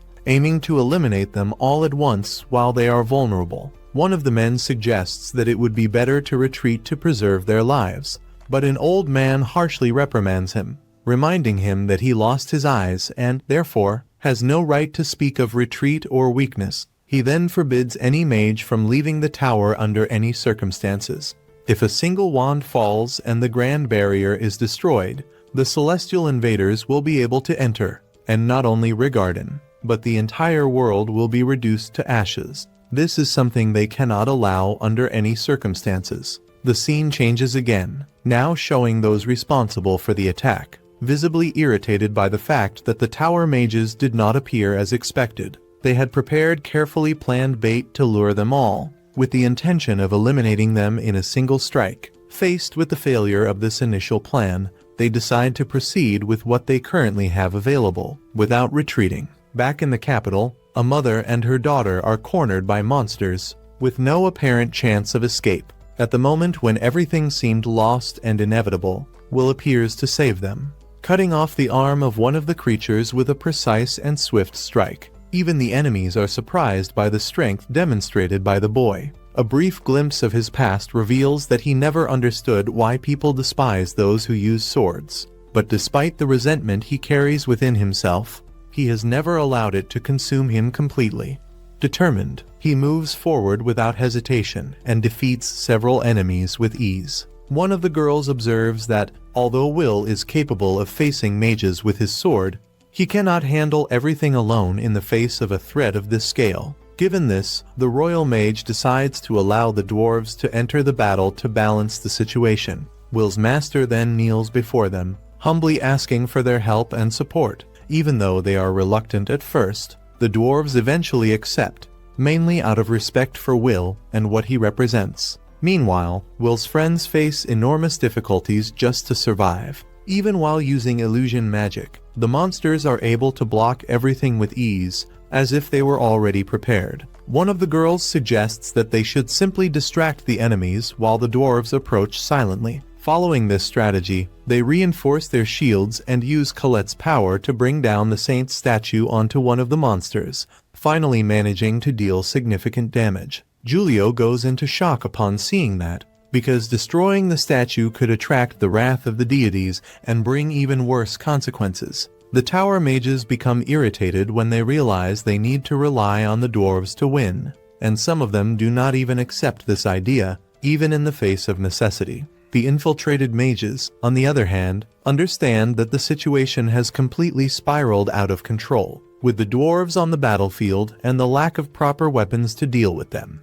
They decide to use their last card, something they had been saving for the most critical moment. Suddenly, a portal opens in front of Will, who is left in shock upon seeing the creature that slowly emerges from it. The beast advances immediately, giving no chance to react, launching him away with a single blow and knocking him unconscious from the impact. The scene shifts to Finn, who confronts one of the remaining enemies, demanding answers about the origin of the monsters and the plan behind all of this. The man claims that it is already too late to stop anything, and reveals that the plan was to take him to the depths of the dungeon. However, before he can reveal more details, he ends up being killed, leaving everything unresolved. Finn, in disbelief and frustration, refuses to accept that as the end of the answers. The scene returns to Will, who wakes up at the exact moment he is about to be hit, managing to dodge at the last second. He tries to understand where that creature came from and why it is so powerful. It is Vander, a monster known from the 40th floor, responsible for killing previous generations of mages. The enemies explain that they had to sacrifice 50 of their own men just to push this creature through the portal. Even so, they are satisfied, as they believe this will cause a great impact. Meanwhile, Will fights, but he cannot deal any damage and is constantly thrown around. He saves a comrade, but ends up being slammed violently against the ground. At that moment, the dwarves arrive to help him. After defeating several monsters, they realize too late that they have fallen into a trap. The creature begins to absorb the energy of all the defeated monsters, becoming even stronger. It even goes as far as devouring its own allies to increase its power further. Any attempt to approach is useless, as it creates a shield that repels everyone. With ease, it defeats several dwarves at once, leaving Will completely terrified. The enemies watch satisfied, since magic does not work against this creature. Will finally understands all the monsters were sacrificed to create that beast. A sea of blood begins to form, and he feels a huge weight for not being able to do anything. He knows he needs someone to enchant his sword, but any attack is easily blocked. Before his eyes, a friend's arm is cut off, which makes his anger grow even more. Even so, he moves forward, dodging and attacking, but without success. No knowledge or technique seems to work. Meanwhile, Rosti sends a cat to fetch Colette, promising to protect Will. He knows he does not have enough power to face that creature. At the moment when Will is about to be killed, Rusty suddenly appears, placing himself in front of him and pushing him away from the attack, stating that he will always be by his side. Upon seeing his friend die before his eyes, Will feels deep pain, and his anger reaches a new level in the face of everything that has happened. If you followed until here, comment Rusty to send that positive energy to him. I hope you enjoyed the content, and if you really liked it, do not forget to leave a like and subscribe to the channel to follow more videos like this. Will continues plummeting at high speed, with the wind cutting across his face and the sensation of free fall taking over his entire body. For a brief moment, it seems that there is no more hope, but luckily, his teacher manages to reach him at the last moment and grabs him before the worst can happen, saving his life by a very small margin. Even after being rescued, Will cannot calm down and continues screaming desperately for his friend, as if refusing to accept the situation he is in. The scene then shifts to the group of the Magia Vander, where the atmosphere is tense and heavy. Zio looks around and becomes even more irritated with what is happening. Unable to accept the inaction of the others, Chariot notices his intention and asks where he is going. But Zio responds directly, saying that it should be obvious since he is heading straight to the battlefield. In his view, everyone there is useless for fighting without achieving results.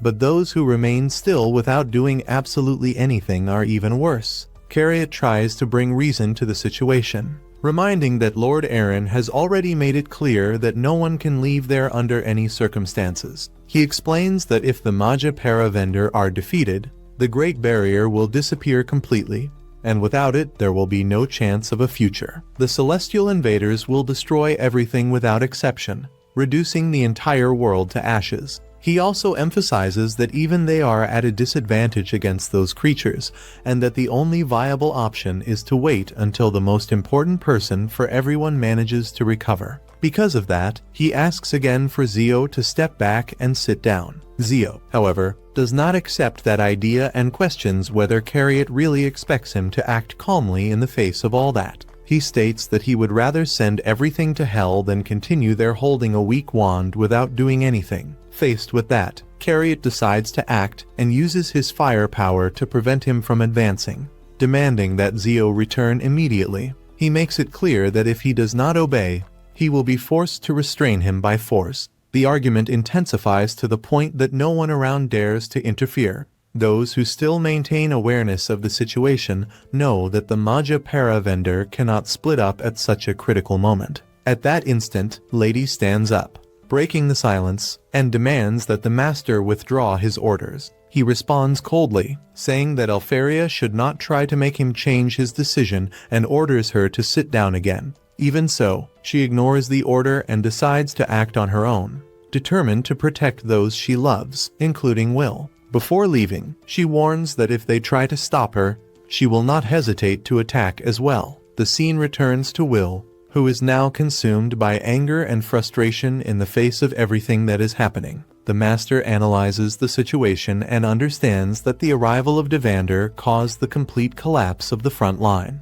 while the surviving Dinnabaros continue pressing and forcing everyone to retreat. Not even the dwarves, known for their resilience, can contain the enemy advance. Faced with that, he believes that Will is the only remaining hope, but Will cannot accept that. He feels completely powerless, remembering how he has already gone through something similar in the past when Elfie was taken. For him, all of this happens because he cannot use magic like the others. Without that power, he feels that he is incapable of protecting anyone, whether Elfie, Rosti, or anyone else. In his mind, he sees himself as nothing more than a failure. Werkner tries to calm him down, speaking firmly, but Will keeps questioning himself, unable to understand why only he cannot use magic. Suddenly, an enemy appears before him and looks at him with contempt, calling him useless before throwing his swords in his direction. The scene quickly shifts to Will's friends, and Kiki immediately realizes that he is in danger. Without thinking twice, she starts running to help him, while Sion follows right behind. Meanwhile, the Headless Man continues conducting his chaotic orchestra, spreading destruction throughout the city. He attacks without mercy, as if everything were just part of a spectacle. Despite showing a desire to go out in search of new victims, he restrains himself, remembering that today his role is only to command. At the same time, the most powerful monster advances slowly toward the tower, as if nothing could stop it. Claire realizes that that creature has a level of power enough to defeat a Magia Vander. but even so she decides to face it. Right after that, the scene shifts again, and the teacher orders everyone to attack the monster, even if that means sacrificing their own lives. The dwarves protest, stating that their people have already been practically destroyed by serving as a shield on the front line. Donan and many others have already been defeated, and now he intends to send the rest to their deaths. Even so, the teacher insists, saying that they need to do this for the children who are still fighting. At another point on the field, a mage runs to protect Gina and manages to defeat an enemy that was approaching. Confused, she asks the reason, and he replies that their lives are worth less at that moment, and that it is the duty of the older ones to protect the younger ones, even if it costs their own lives. Determined, she stands up and orders everyone to advance toward the center of the capital. Meanwhile, the city continues being devastated without stopping, and everyone tries to resist as they can. A friend of Colette, in the middle of the chaos, wonders where she is, wishing to see her at least one last time. In the midst of the destruction, Eliza appears and saves two students in danger, saying that despite all the trouble they cause, they are still extremely important to her. The scene returns to the headmistress, who receives increasingly worrying reports. They manage to protect the civilians, but they do not have enough strength to make the enemy retreat. Iris explains that, thanks to the efforts of the dwarves, part of the mage slayers has been eliminated, but that is still not enough to stop Vander. On all fronts, the problem is the same. There is not enough power to respond at the same level. The scene returns to Will's confrontation. The enemy who attacked him appears impressed by the teacher's strength, but even so managed to injure him. Will tries to understand what happened, while Werkner, gravely wounded, remains standing with difficulty. Even injured, he smiles, satisfied for having managed to protect Will. He apologizes and admits that, from now on, he can only rely on him. For Werkner, Will is the only person capable of saving the city. However, Will insists that he cannot do that. He feels completely broken seeing so many good people sacrificing themselves for him, while he believes he cannot save anyone. At that moment, Werkner embraces him and reveals that he has been hiding something important all this time. Will can, in fact, use magic. He explains that this will be enough to show everyone that there is still hope, even if it is through a single spell. Desperate, Will begs him not to die and asks him to reveal what his magic is. It is then that Finn appears before him and says that light can pass through anything. He assures that the teacher will survive and states that now the most important thing is for Will to stand up, because everything has already been prepared for him. Before acting, Will asks what this so-called motivation means. Finn explains that it is not about controlling elements like fire or wind, but rather something much deeper: emotions. Will, still insecure, thinks that this is nothing more than a simple trick and that it will not be enough to save the world. Finn interrupts him and states that this is, in fact, the most important thing of all. He says that anyone who cannot change themselves will never be able to change the world around them. Then he asks Will to remember who he truly is, his origins, and everything that brought him there. He says that the lock has already been opened, and that now the moment has come to wield the sword. This is the beginning of a new journey, crossing the darkness to go beyond the false sky. The sword begins to shine intensely, and Finn asks if Will knows the name of the magic that exists within him. He asks him to declare it out loud, without hesitation. Will then stands up, takes a deep breath, and says, "Courage." At that very moment, his hair turns white, and a new energy takes over his body. He rushes toward the enemy at high speed and begins to defeat all the monsters around him, completely surprising everyone who watches the scene. Charlotte and Sion also move forward to fight. Even though they are already completely exhausted, they refuse to retreat because they know that Will would never give up. Upon hearing that, Will admits that this was not entirely true, because he felt envy and carried a lot of bitterness within himself. Even so, he always admired his friends for never giving up, regardless of the difficulties. With his path finally defined, Will blocks a powerful attack and decides to fight like a solitary sword, moving forward without hesitation. Thus, this intense episode comes to an end, leaving a feeling of tension and hope in the air.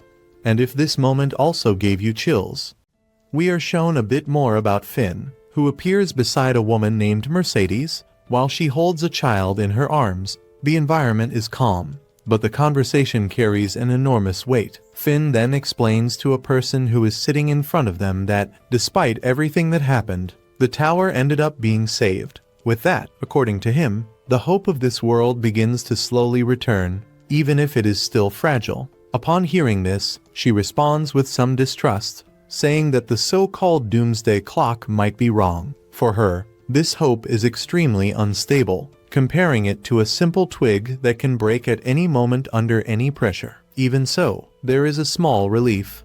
The celestial stairway has been sealed. This guarantees a brief period of rest for everyone. A short interval before the celestial invaders return to attack and try to devastate the world again. Until that moment arrives, she states that she will take care of several wands, assuming her responsibility, while Finn will be in charge of something equally important, a solitary sword. Faced with this, Finn questions whether she is really sure about this decision. Mercedes then recalls that all of this is part of the agreement that he himself proposed earlier. This is the pact that both accepted to share, a commitment that cannot be broken. According to her, there is no doubt that this plan will give rise to someone capable of using the fifth element. This time, that person needs to find the key that will be responsible for restoring the balance of the world. This agreement between them is more than a simple promise, it is an oath that connects everyone involved. To protect this world, Finn knows that it will be necessary to find both the wand and the sword,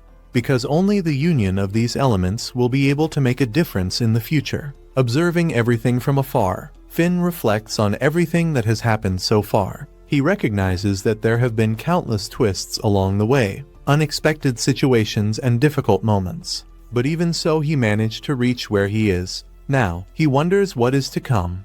Will the future hold a great festival, marked by hope, or an unforgiving tragedy that will destroy everything? In addition, Finn also wants to understand how far the pact he made with the esteemed witch will take him. Amid this, Will appears and positions himself directly in front of an attack, blocking it with his sword while it emanates a powerful aura. Everyone around is impressed upon realizing that that person is Will. With surprising ease, he manages to throw the monster far away with a single strike, demonstrating an extraordinary strength. Meanwhile, at the school, the situation is chaotic. People begin to warn that everyone needs to evacuate the place as quickly as possible. However, a girl decides to act and activates one of her powers to block the situation. She remembers that, in the past, they already managed to stop an invasion at the academy.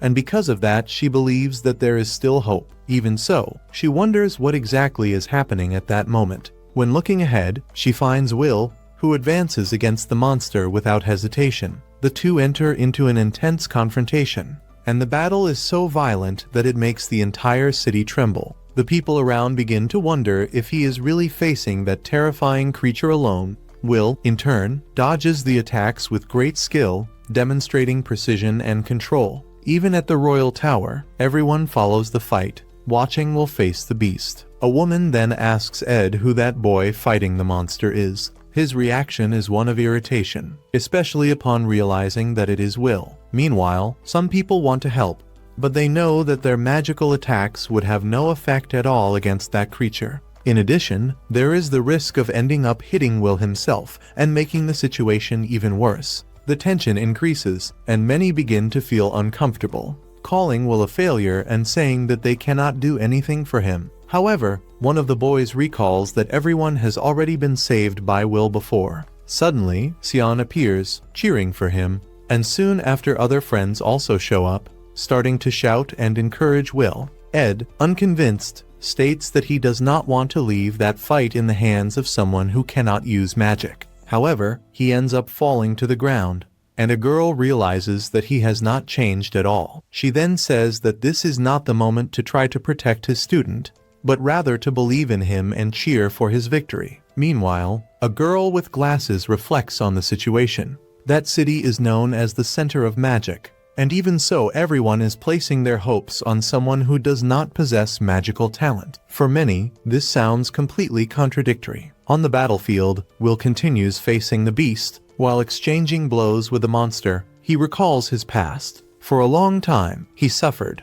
being despised and ridiculed by everyone around him. There were moments when he even came to hate that world. Even so, somewhere inside himself, there was always the desire to be recognized. That was what he always wanted. Even if this is the only time when everyone is cheering for him, Will decides to move forward. It was that world that gave him the courage to fight, and it is those people that he wants to protect. Determined, he advances against the beast with everything he has.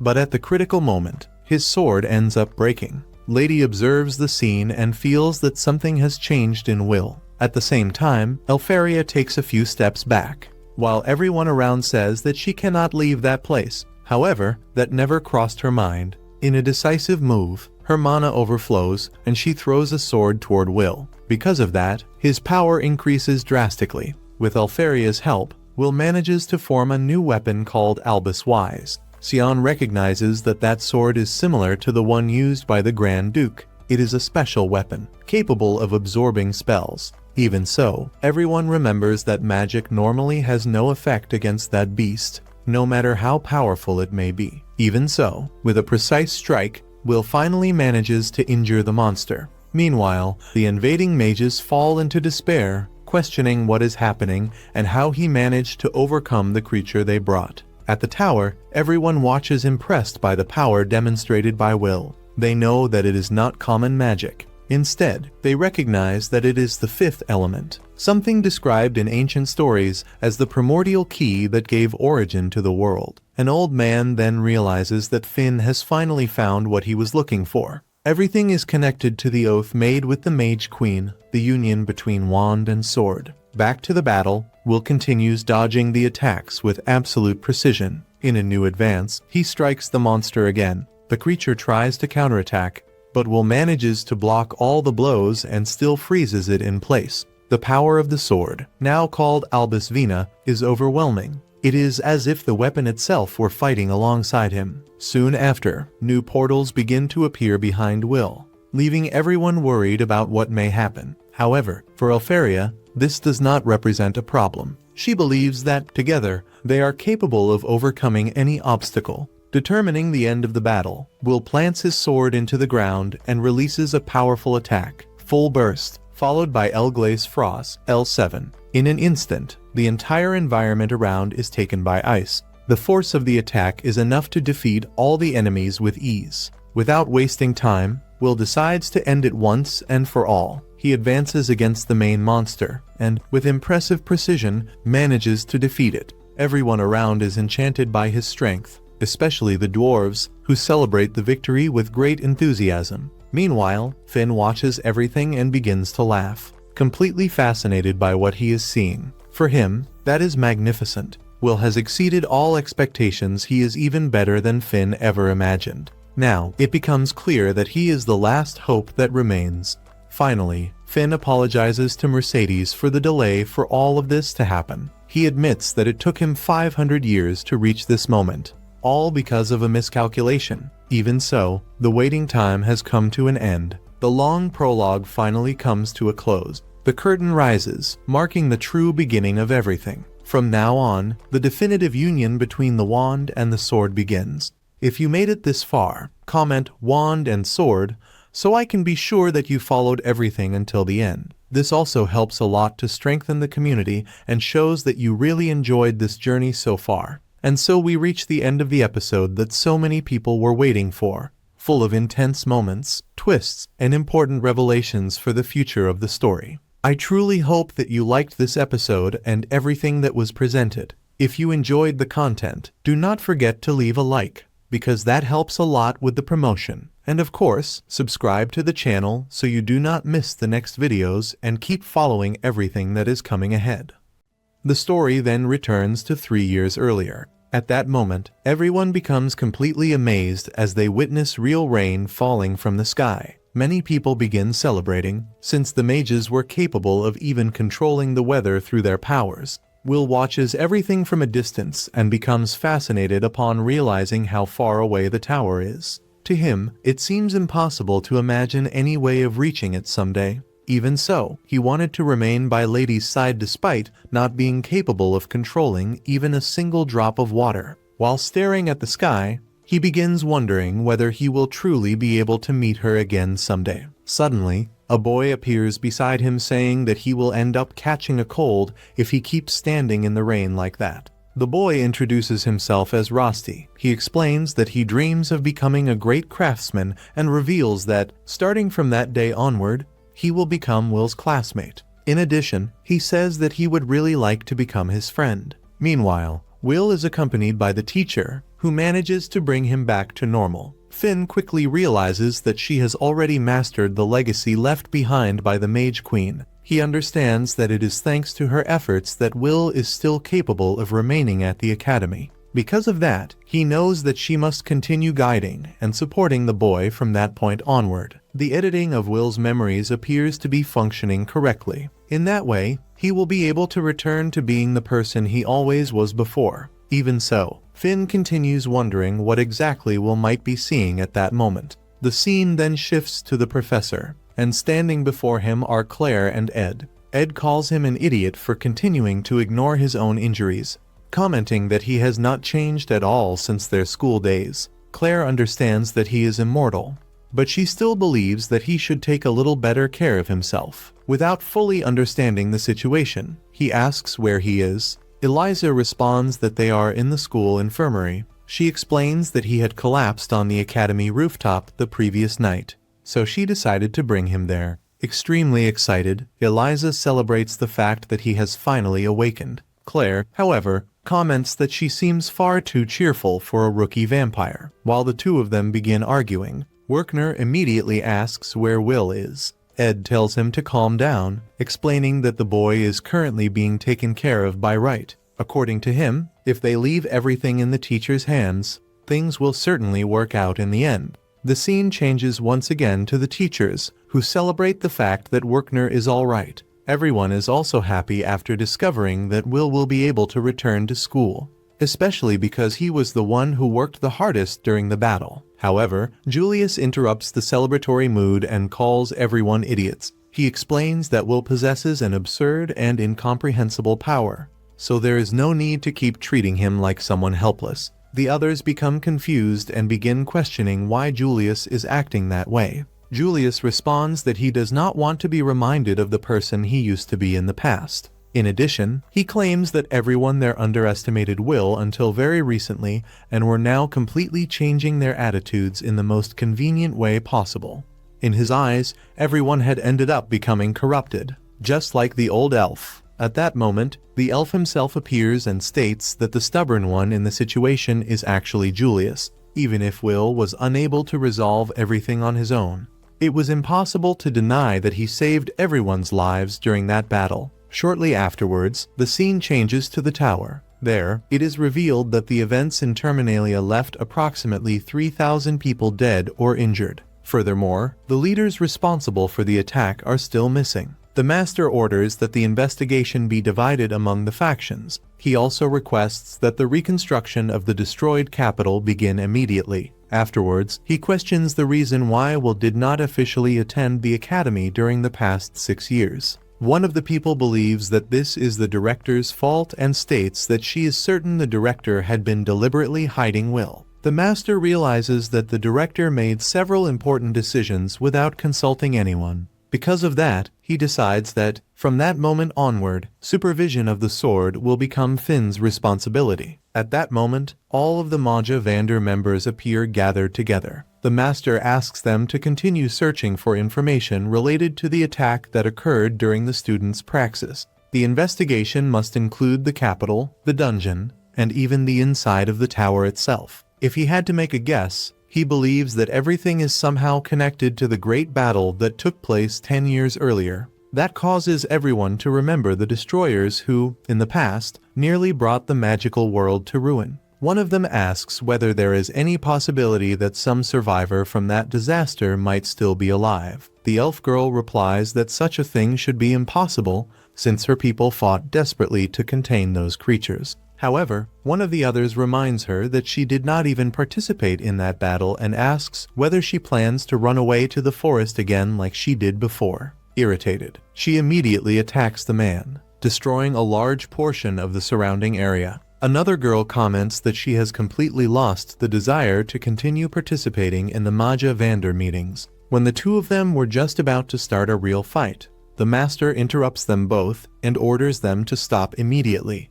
Afterwards, he reinforces that each faction will continue handling its own part of the investigation. He also comments that the pruning of the new sprouts is almost complete and that the season of blooming is rapidly approaching. Because of that, he does not want anyone failing to prepare themselves for what is coming next. At that moment, everyone notices that Sarissa is present and begins asking where Lady is. After all, every Magia Vander member was gathered there except for her. Sarissa responds that Lady claimed she had a stomachache, so she probably would not appear that day. Soon afterwards, the scene shifts to Colette and Lihanna. Colette is bringing flowers for Rosti. Even though he still does not have a grave, she believes that at least this much is something she could do for him. Lihanna asks what kind of person Rosti was, but Colette admits that even she did not know him all that well. Since Rosti studied to become an artificer, he rarely appeared around the campus. All she really knew was that he had come from the western capital of Tiralis as a transfer student. He appeared out of nowhere and quickly became close to Will.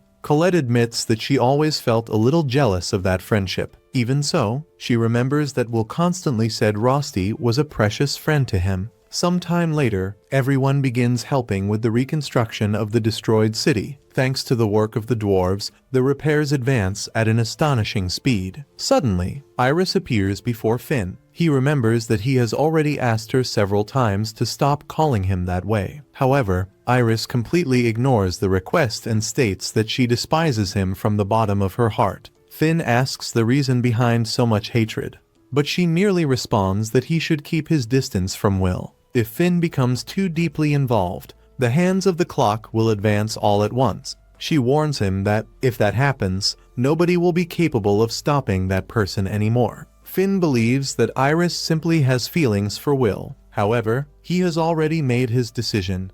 He intends to bring Will to his side no matter what. The story then returns to the past once again. Rosti asks Will whether he would feel sad if one day he disappeared. He also says that a farewell would be something extremely painful. Will asks him not to say things like that because he cares about him a lot. Rosti then reminds him that, once Will finally climbs the tower, he probably will not have enough points to accompany him. Even so, he promises that he will continue taking care of him, no matter how great the distance between them becomes. Will remembers that dream and wakes up immediately afterwards. Upon waking up and touching his face, he ends up seeing Rosti, but quickly remembers that he died and that it is actually only his cat there beside him. While the students gradually left their dormitories, the entire Regarden Magic Academy began preparing for the graduation ceremony. Even with the event taking place, the atmosphere still carried a sorrowful feeling because of the tragedy in Terminaria.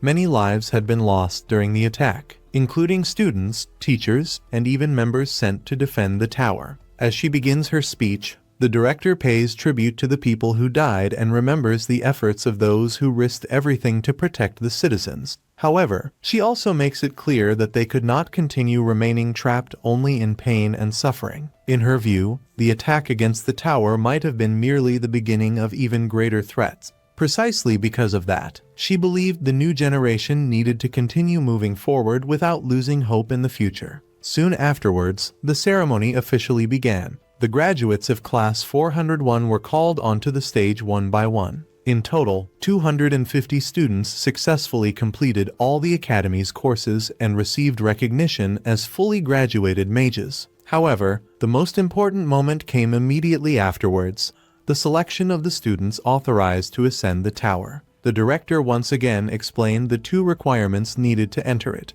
The first was accumulating 7,200 academic credits. The second was far more difficult, creating an entirely new form of magic. Several names began being announced while the approved students received Mercedes hats, the official symbol of admission into the tower. 49 students managed to fulfill every requirement completely. However, there was still one more candidate remaining. According to the director, he almost failed to meet the necessary conditions, but he accomplished something impossible to ignore. The magic created by him saved countless lives during the tragedy, drove away the population's despair, and helped protect the entire city. The name of that magic was Courage. Then, Will Serfort was called onto the stage. The decision generated divided reactions among the people present, but the director declared that anyone capable of recognizing the value of that magic should applaud him. Little by little, the entire hall began clapping for him. Even so, Ed still appeared unable to accept it completely. He questioned why everyone seemed so optimistic after everything that had happened. To him, the suffering experience there should have destroyed every last trace of hope. Wilselholt responded in a simple manner. He said that he believed everyone would manage to overcome everything because there was someone strong enough to guide him all the way there. A frightening, yet kind teacher. After that, the ceremony finally came to an end. The 50 chosen students received official approval to advance toward the tower. During the closing speech, the director reminded everyone that their generation would face difficult times from that point onward. Many obstacles would still appear, and every one of them would need to overcome new trials. Even so, she wished for all of them to continue moving forward without falling into darkness. While the students celebrated the beginning of a new chapter, someone observed everything from afar. For certain people, that moment marked the true beginning of a new era, and amidst so many losses, fear, and uncertainties, some still continued believing that it was possible to change the future with their own hands. In the past, when they were still children, Elfaria used to tell Will about the sunset that existed beyond a great tunnel. She said they would have to face many dangers to reach it, and because of that, both of them needed to master many kinds of magic. Even though Will felt weak and insecure beside her, Elfaria made it clear that she would never move forward without him at her side, saying that she wanted to achieve that dream together with him. 5 years later, in the present, Will is finally heading to the tower where Elfaria is. The chosen students gather at the Les Ale boutique to receive new special cloaks connected to the colored glory, the symbol of the High Mages. While trying on the uniforms, several students praise the quality of the clothes, but they notice that Julius is acting strangely irritated. They soon discover that practically every student has already received invitations from factions within the tower, except for him, which explains his concern. Meanwhile, Will visits Donan at the forge and receives a new sword called the Silver Wizard, rebuilt from the old destroyed blade. The new weapon is still capable of cutting through magic and can also amplify magical energy. Donan refuses to charge anything for the work, treating the sword as a gift in gratitude for everything Will has done. After that, the 50 students head toward the tower, where they are welcomed by Claire, a very lively high mage. She opens the enormous doors of the place and introduces the tower as both a paradise of magical research and an academic hell. As he steps inside, Will remembers that he only managed to come this far thanks to Rosti's help, since Rosti guided him to that point and brought him closer and closer to Elfaria. Despite the initial excitement, the students become confused as soon as they enter the place, since the interior appears completely empty.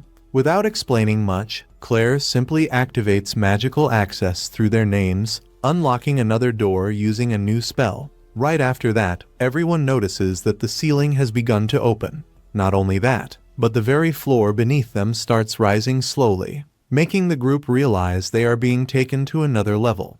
A short time later, they finally arrive at the first level of the tower, known as the Colorless Garden. The sight leaves everyone completely astonished. Inside the tower, there is an entire colorless city with its own sky, horizon, and even light. There is even a castle floating in the middle of that gigantic place. The space is so vast that some begin to wonder whether they are truly still inside the tower. Claire then officially welcomes them to the Colorless Garden and explains that when outsiders mention the higher institute, they are usually referring to the facilities on that floor.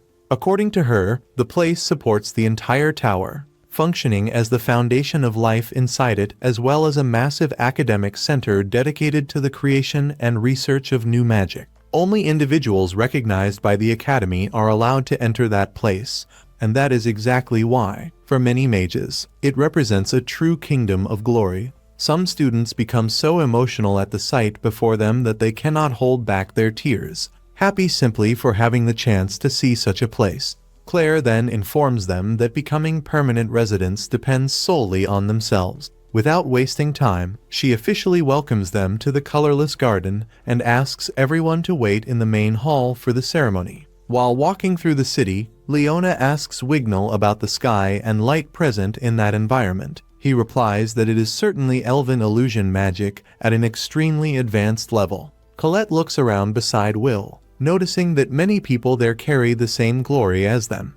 Excitedly, she comments about a Mori garden apparently filled with incredibly rare magical herbs, as well as an area dedicated to experiments involving magical creatures. Overflowing with excitement, Colette practically jumps for joy as she declares that the place truly represents the pinnacle of magical research. She admits that it might be late to say it, but she finally feels like she has truly become a high-level mage. W agrees with her and comments that everything feels like a dream coming true. Shortly afterward, CET casually mentions that there is even a crepe shop inside the place. However, the moment Leena hears that information, she completely freezes.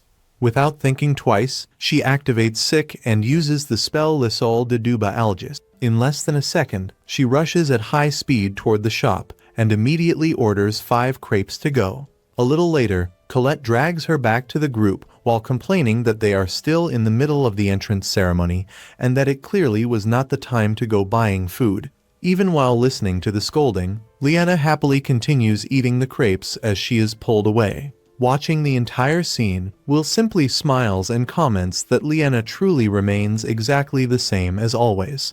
Wignall agrees and comments that seeing Leena acting that way even brings a certain sense of comfort at that moment. While Will enjoys watching the whole situation, Scene walks past him and warns him not to create too many expectations, because the tower is far from being the friendly place they imagined. At first, Will does not really understand the reason for the warning, but he soon notices the cold and judgmental gazes of the high mages directed at all of them. After walking for some time, the group finally arrives at the pruning ceremony hall, where the representatives of each faction were already waiting for the students. Colette quietly admits that the way those mages stare at everyone there is genuinely frightening. Among the figures present was Kraut Harl, director of the Higher Institute and also leader of the Colorless Garden. As soon as all the students enter the hall, the Magianders finally decide to appear before them. Most of the students become excited to see them in person.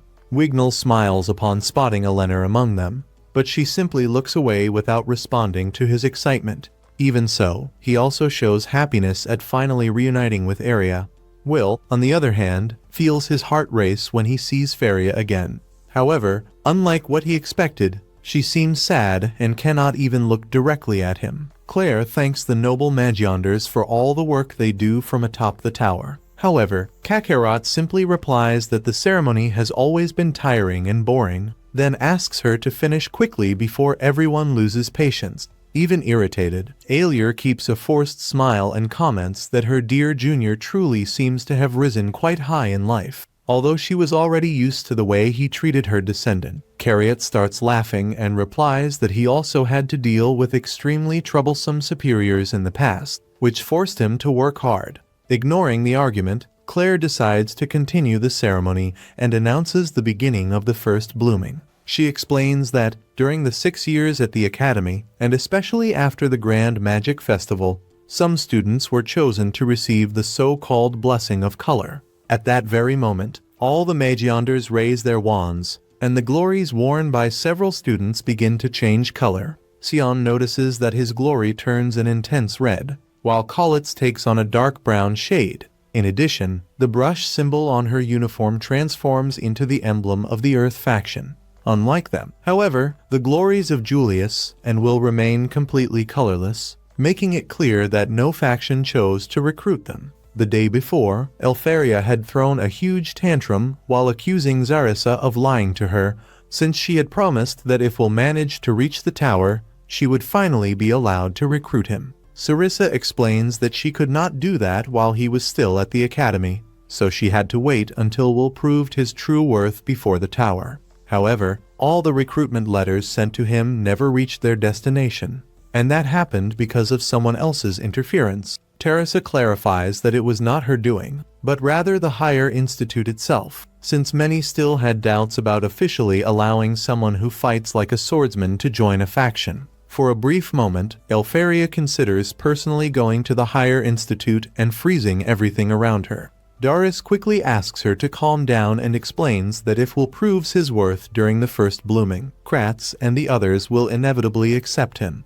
After all, the tower operates as an extreme meritocracy. If Elfaria recruited him now simply because she wanted to, it would end up destroying the image everyone has of Will Serfort.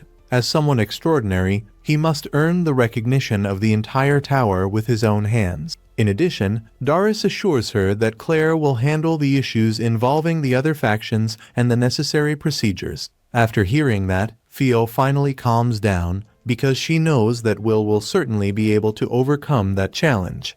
Back in the present, Claire informs the chosen students that the blessing of color already represents a great honor on its own, and that the factions are now officially waiting for them. While the selected students walk toward their respective groups, she turns her attention to those who remained colorless. According to Claire, the colorless are considered useless within the tower. Only mages tied to a faction can reach the upper floors, while the others remain trapped forever on the first floor, living merely as secondary pieces that support the tower's great and exceptional witches.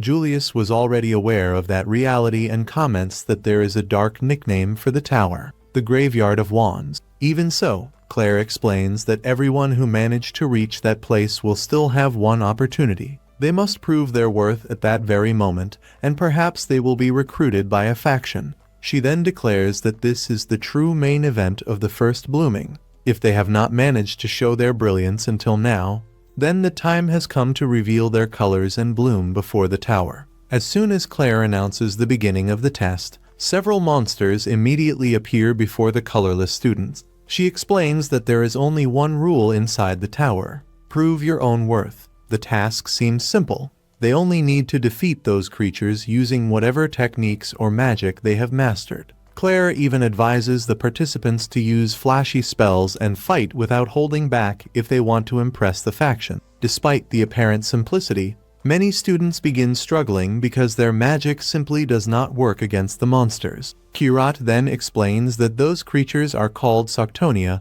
and were created by the tower itself as guardians of the first floor. Taking into account the individual power of each one, they are equivalent to upper mid-level dungeon monsters, each worth around 30 credits. For newly graduated academy mages, defeating them would normally be impossible, since their double shields reflect practically any superficial magic. Even so, Julius instantly defeats two Soctonias using his magic, showing that his strength has evolved tremendously since the Grand Magic Festival. Chris even feels pressured upon realizing that Julius can already control Faria's cloning magic at that level. Erwin Oris, leader of the Wind faction, admits that Julius is clearly above the other participant. Monica Orphan, assistant of the same faction, comments that someone with that kind of talent would be an immediate reinforcement if he joined their group. Even members of the Darkness faction do not understand why someone so skilled still has not received a recruitment offer. Julius continues trying to attract attention, proudly claiming that he is a true genius for mastering cloning magic, in addition to being a talented and handsome young noble. However, no matter how much he tries to impress Elfaria, she completely refuses to even look at him once, mercilessly wounding his pride. Yoli believes that this happens because of the Grand Magic Festival, since Julius was extremely rude to the talentless girl. However, Sarisa comments that Will has been attracting a lot of attention as well, although in a controversial way, since he apparently was only dodging the Soctonia's attacks. Even so, Lion and Collet realize that he was not running away, but carefully analyzing the enemy's attack patterns. While fighting, Will understands that Elfaria seemed sad because she could not recruit him into her faction, but he decides to continue following his own path in order to reach her through his own strength. After observing the creatures long enough, he finally counterattacks, defeating a Soctonia with a single strike. Everyone becomes impressed by his speed, strength, and ability to predict the monster's movements. The glory Will uses makes his movements lighter and faster, while the sword created by Donan is capable of cutting through anything. During the battle, Julius launches a magical attack that ends up heading toward Elfaria. Without thinking twice, Will jumps in to protect her and uses his sword to completely absorb the magic from the attack. Shortly afterward, he unleashes the power of Glaus WHZ and charges against the Soctonias using Glaus 1000, defeating all the creatures with tremendous speed and strength. Unlike the last time, he keeps the power under control without his hair turning white. In that way, Will finally proves before the entire tower just how powerful he truly is. At the end of the battle, Elfaria watches everything with happiness, because she always believed that he would be able to overcome any obstacle. Everyone was left in shock after seeing Will defeat all those robots by himself. The crowd immediately began talking non-stop, trying to understand what he had just done, since he had used blizzard magic together with a wind sword. Little by little, everyone realized that this was the same Will who had appeared during the Terminalia incident. Soon after, Elfaria was the first to invite him to join her faction. Will's friends were amazed to discover that he had been invited by the Ice faction. But it did not stop there, because shortly afterward the Fire faction also showed interest in him. Before long, everyone realized that Will had received invitations from every faction. That left everyone stunned, while Julius grew increasingly irritated as he realized that Will was stealing all the attention for himself. The announcer then explained that Will was free to choose whichever faction he wished to join. However, before the situation could progress further, one of the men interrupted everything and asked everyone to wait a moment, claiming that what Will used could not truly be considered magic. He acknowledged that the boy's actions during the Terminalia incident had been important, and because of that, he had been allowed to climb the tower as a celebration. Even so, there was still doubt about whether Will truly possessed the qualifications necessary to enter one of the magical factions. Vina immediately questioned whether Kreutz had not seen what had just happened. After all, Will had used several different spells in front of everyone. Kreutz calmly replied that he had observed everything perfectly. However, in his view, Will had not cast any magic at all, but merely taken advantage of other people's magical power. To Kreutz, Will's true nature was not that of a mage, but rather an extremely brutal warrior. In his opinion, allowing Will to reach the tower was the same as allowing a dwarf to climb up there. Just the thought alone filled the man with fear. Eleanor then told Kreutz to stop dragging things out and get straight to the point. If Will possessed any magical talent, then he needed to prove it right there in front of everyone. Because of that, Kreutz decided to summon magical creatures created specifically to subjugate dwarves. Those monsters were known as Wurzus. He asked everyone to watch carefully and demonstrated how to defeat one of them easily with a single magical strike. According to him, even weak magic was enough to destroy those creatures, because their slimy bodies could only be affected by mana. In other words, someone incapable of generating mana would never be able to defeat them. Will immediately charged forward and sliced the creature in half, but the monster simply regenerated moments later. Kreutz explained that physical attacks were completely useless against that species. One of the Magia Vander quickly spoke up, stating that Kreutz was telling the truth. The tower represented the absolute pinnacle of the magical world, and a sword incapable of using magic on its own would never be allowed to advance. Even after hearing that, Will continued attacking over and over again, but none of his strikes seemed to work. Even so, he knew that monsters of that type usually hit a core inside their bodies. After observing it carefully, Will managed to spot the core and tried to strike it directly. However, even then, the attack had no effect whatsoever. The man then explained that those creatures were made entirely of viscous liquid, so destroying them was not something so simple. Suddenly, the monster unleashed a powerful electric discharge, forcing Will to retreat immediately. Seeing that, his friends remembered everything he had done to save them and decided to help him. However, the man stopped everyone and declared that Will needed to face it alone. According to him, that was an inquisitorial hearing created specifically to eliminate irregular elements, showing no interest in dragging things out any further. Kreutz used his own magic and made the monster disappear within seconds. To him, continuing that discussion was merely a waste of time. In his opinion, Will should remain nothing more than an incolor. His name should stay among the lower classes of the higher institute. Even so, he acknowledged that the power used to defeat the Devander, known as Wise, was truly terrifying. Because of that, he intended to study it and ensure that power would serve the magical world. Many immediately understood that Will would end up becoming nothing more than a research test subject. Elfaria was clearly irritated by the situation. At that moment, another Magia Vander asked everyone to quiet down already. He stated that, regardless, they still needed to carry out another blooming, so he wanted to leave that exhausting discussion for later. One of the women explained that under normal circumstances, the next blooming would only happen 6 months later. However, after the losses suffered in Terminalia, replacing the lost members of each faction had become urgent. Because of that, that year would be different, and a second blooming would take place only 1 week later. She further explained that, after surviving a tragedy of that scale, all the young people possessed the potential to grow more than any other generation in the magical world. Those students were called the Calamitous Generation, and the entire world placed great expectations upon them. According to her, everyone would need to train to their limits, to the point of coughing up blood if necessary. Precisely because of that, those who had not received blessings that day would need to work even harder to achieve better results in the next blooming, and that included Will as well.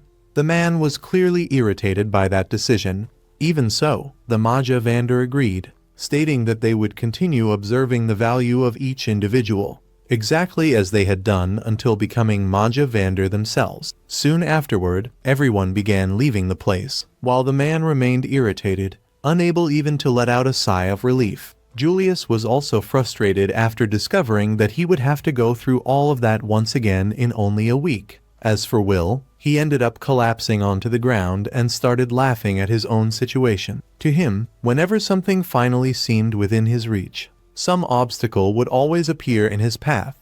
Even so, Will had no intention of giving up. No matter how many times he needed to try, he swore that he would overcome any difficulty. The scene then shifts to one of the Magia Vander, while a boy comments that he finds it strange that Lord Zio had done absolutely nothing until that moment. In his opinion, Zio seemed to like people like Will. The man then explained that individuals capable of rising from rock bottom were the most interesting to watch and, usually, also became the strongest. After that, the scene returns to Will, who was now studying various types of magic in order to pass the test scheduled for the following week. Aside from elven magic, he decided to carefully analyze the 7 elements to find a new way to use power. Will considered himself a failure for not having a natural affinity with any magical element. However, even though he could not use magic normally, that did not mean he was incapable of manipulating mana.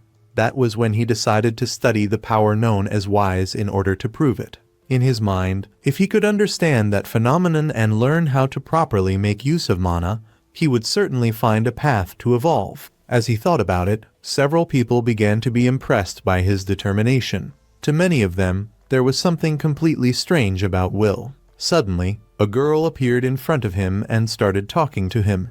Will immediately remembered that she was one of the girls who had spoken to him after the Grand Magic Festival. The girl then introduced herself as Emma Clever. She explained that everyone was planning to go to the dungeon before the next blooming. According to Emma, the group had already received official permission from the Higher Institute. She continued by saying that they were all becoming high mages, so they now had permission to descend beyond the 10th floor of the dungeon. In addition, they believed that facing the Guardians would be the best way for everyone to train together. The group wanted to join the Fire faction and follow in Sion's footsteps. They also knew that doing so would not erase the mistakes and failures of the past, but they still wanted to keep moving forward. After hearing everything, Will decided to accept the invitation. However, before they could continue the conversation, Julius suddenly appeared saying that he wanted to train together with Will. He stated that playing around and making friends was not what Will needed at that moment. The most important thing right now was learning how to control the power called Wise. Because of that, Julius decided to help him personally.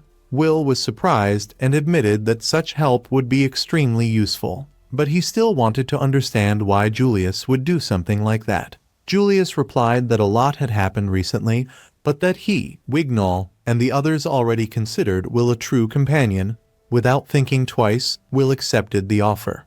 Even so, Julius had his own interests. He intended to help Will because he knew Elfaria would eventually see all of it. To him, earning points with her would increase his chances of entering the Ice faction. Julius intended to take as much advantage of Will as possible and would do anything necessary to join that faction. Without wasting any more time, Julius told Will to stop stalling and begin the training immediately. The scene then shifts to the two training together. Will manages to charge his sword and asks what he should do next. Julius then explains that the monsters used in the training were low-level guardians. However, if they were filled with enough mana, they would not disappear easily even when struck by magic of the same element. From that moment on, Julius wanted Will to learn how to carefully control his energy consumption while fighting and moving. According to him, that would be the first step toward preventing the Guardians from being destroyed too quickly during training. Julius then decides that he will make Will learn how to use Wise in a way that allows him to activate that power on his own.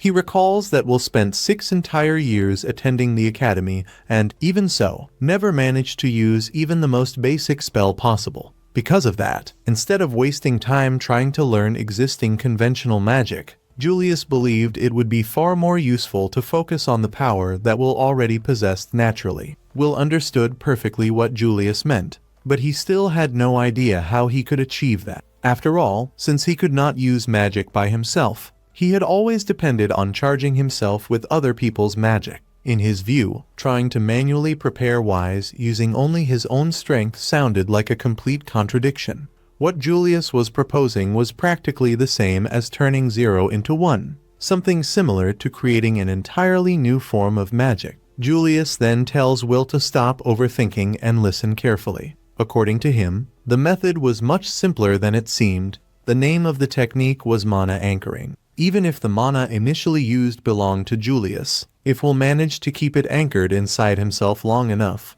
that energy would eventually become part of him. Julius explains that if Will's current capacity were equivalent to 100, he would only need to maintain 1/100th or even 1,000th of that amount active. The most important thing at that moment was drastically reducing energy consumption while continuing to sustain mana within his own body. In addition, Will needed to learn how to carefully control that flow of power. The ideal objective would be to use Wise only during combat, activating the power only when it was truly necessary. If Will managed to do that, then it could practically already be considered real magic. Julius then reminds him that during the next blooming, Will would probably have to face that same ooze once again. Therefore, the only important goal was finding a way to defeat that creature. Because of that, it did not matter if Will could only control an extremely small amount of mana. According to Julius, there was a limit to how much someone could evolve in only 1 week. So instead of trying to solve everything at once,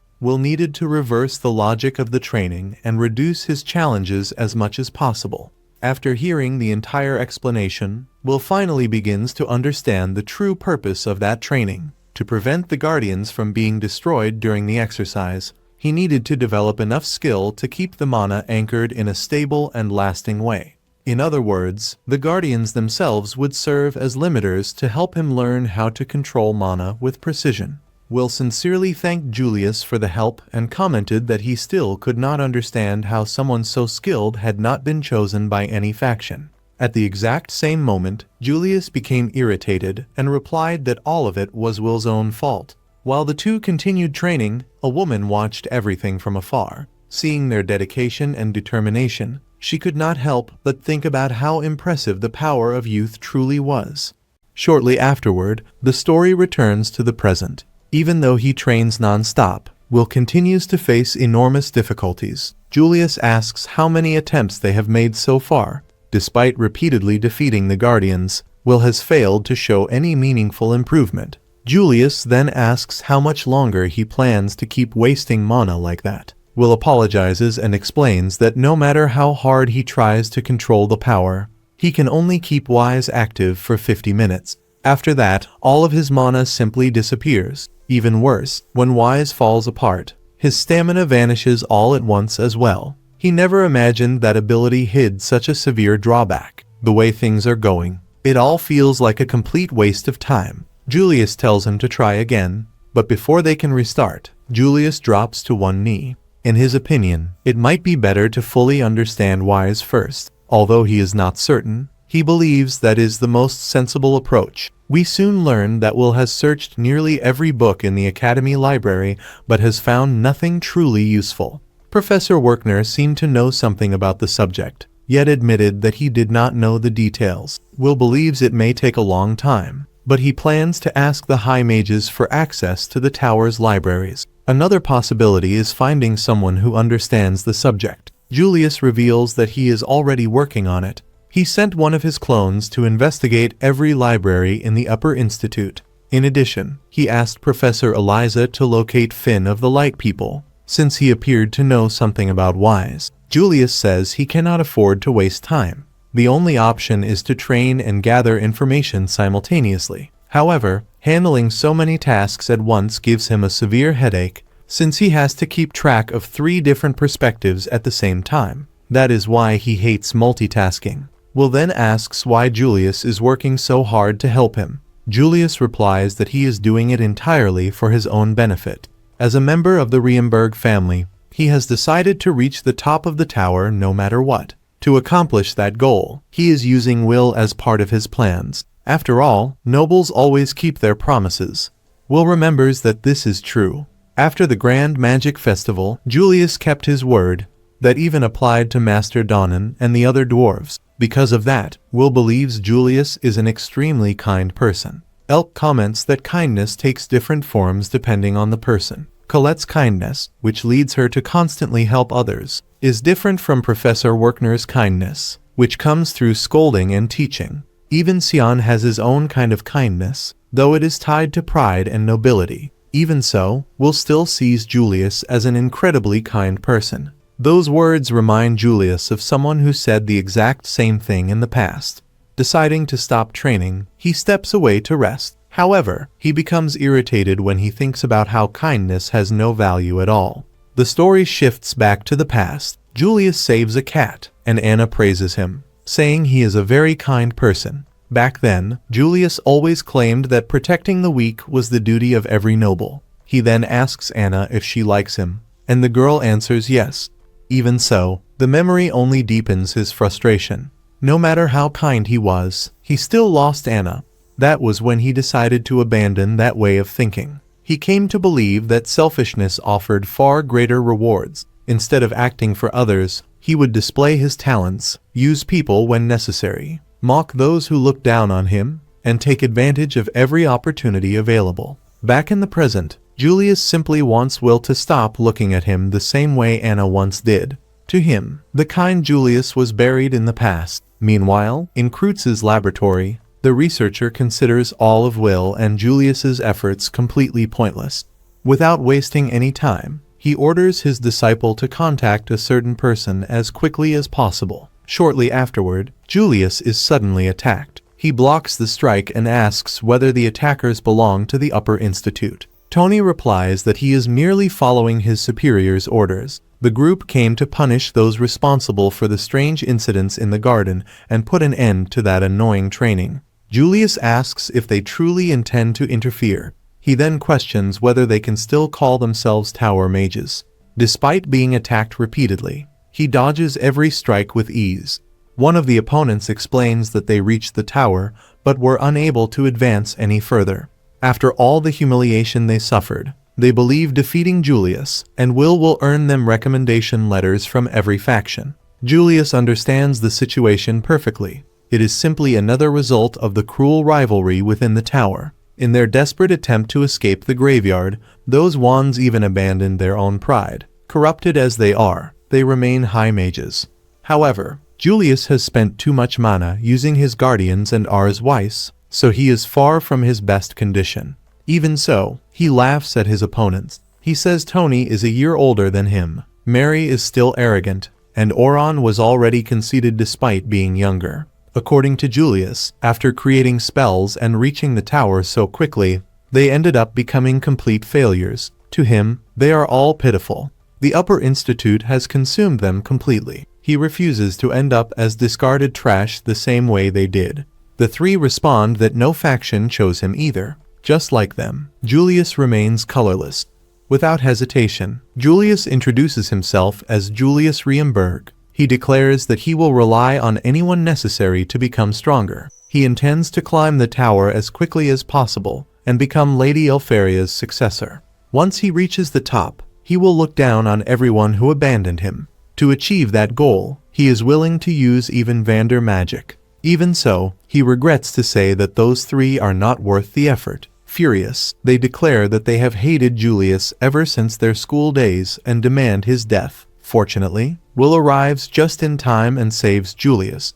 Right afterward, he apologizes for being late. He explains that he was attacked by high mages and therefore suspected that Julius might also be in danger. Julius asks why he insisted on helping him. Will replies that he knows very well how much Julius embarrassed him during the Grand Magic Festival. On top of that, Julius has repeatedly said that he acts out of pure selfishness and is only using him to achieve his goals. Julius then asks if he is an idiot. Without hesitation, Will answers yes. He tends to like people who are kind to him. After all, he really is a huge idiot. Annoyed and unsure how to respond, Julius punches Will in the face. Immediately afterward, completely embarrassed, he declares that he hates him and despises him deeply. Tony and the others decide to put an end to everything once and for all. However, at that moment, Swordsman appears before them. Using her magic, she creates a circle of fire around the area. She asks if she may introduce herself as Will's teacher. The moment he hears that name, Julius immediately remembers who she is. Like the Watchers, Swordsman is one of the Academy's 7 legends. Many rumors claim that she kidnaps students night after night to perform strange experiments on them. Because of that, she became known as the Hammer Witch. Swordsman denies those stories. According to her, she does nothing that frightening. Whenever she finds interesting students, she simply trains and guides them. That is exactly what she intends to do with the 2 young men standing before her. She reveals that they may not realize it, but she has been watching both of them for a very long time. Julius is completely confused by this. After all, he has never seen that witch before. Without offering any further explanation, Swordsman uses her magic to grab both of them. She says they can discuss the details later. Before anything else, they need to leave. If they remain there, more members of the Upper Institute will eventually find them. Taking the 2 of them along, she asks them to join her little game and let her have some fun. The scene shifts to the tower. Iris asks why Lady never granted her blessing to Julius. In her view, someone so talented should not remain in the shadows. As an observer, she feels she cannot simply ignore the situation. Lady replies that Julius said countless offensive things to her. On top of that, he constantly used to intimidate Will. After hearing the explanation, the girls quickly realize that the issue is entirely personal. Lady then asks for Lord Aaron's opinion of Will. Iris explains that he believes events should follow their natural course. Lord Aaron thinks differently from the Cauldron leadership. He is not nearly as enthusiastic about the idea of a sword walking alongside the wands. Even so, if that sword chooses to carve its own path, he will respect both its determination and its strength. Lady's subordinate comments that ever since the appearance of Wise, the tower has been divided over how to respond. More than anything, she wants to understand exactly what Wise is. Even she does not fully understand the phenomenon. All she knows is that it is a power capable of turning the world upside down. Although she realizes it may sound disrespectful in front of Lady, she admits that she still has not decided where she stands regarding that power. Iris responds that if the situation involving veteran Wills becomes a problem, she will personally take responsibility for him as an observer. Therefore, she asks Lady not to worry. Lady simply comments that crazy people truly have no fear of exposing their own delusions. Immediately afterward, both of them allow their auras to emerge, making it clear that they each have a special interest in Will. The story then returns to Will and Julius. After some time, they finally arrive at the place where the witch is living. As soon as they enter, she invites them to sit wherever they like. Without delay, the woman prepares an enormous meal for her 2 guests. Julius immediately states that he would never put anything made by a witch into his mouth. However, when he looks to the side, he realizes that Will has already been eating for quite a while. Confused, Julius asks what kind of place this is. The woman explains that it is a secret hideout built by Claire on the tower's 1st floor. She currently uses it with Claire's permission. After all, Claire is her apprentice. Without lowering his guard, Julius asks about her true intentions, since she appeared out of nowhere and saved them both. Will asks him to be a little more patient. No matter what, she ended up helping them. However, Julius insists that Will be more careful. According to him, the woman could easily be an assassin sent by the Upper Institute who is merely pretending to have good intentions. Furthermore, even if she is not an enemy, any mage devoted to perfecting their craft rarely does anything without expecting some kind of benefit in return. The stories surrounding the 7 legends themselves suggest that she might be interested in turning them into test subjects. The witch replies that the situation is complicated. She admits that caution is usually an important quality for any talented mage. However, this time Julius is completely wrong. To prove it, she opens several magic circles simultaneously. Will watches in amazement. The ease with which she casts those spells is unbelievable. From the portals emerge attacks from nearly every known element except light. The woman explains that if she truly wanted to hurt anyone there, she could eliminate both of them within seconds. Although that does not completely prove her intentions, she hopes it is enough to convince Julius. After all, if she were an evil witch, he would have been eaten long ago. Even so, Julius demands a proper explanation. Unless she reveals her goals, he will not allow Will to become her disciple. The witch then reveals that she possesses some knowledge about wise. She may not know everything, but she believes she can help Will better understand that power. That is the first reason she decided to appear. The second reason involves the Upper Institute.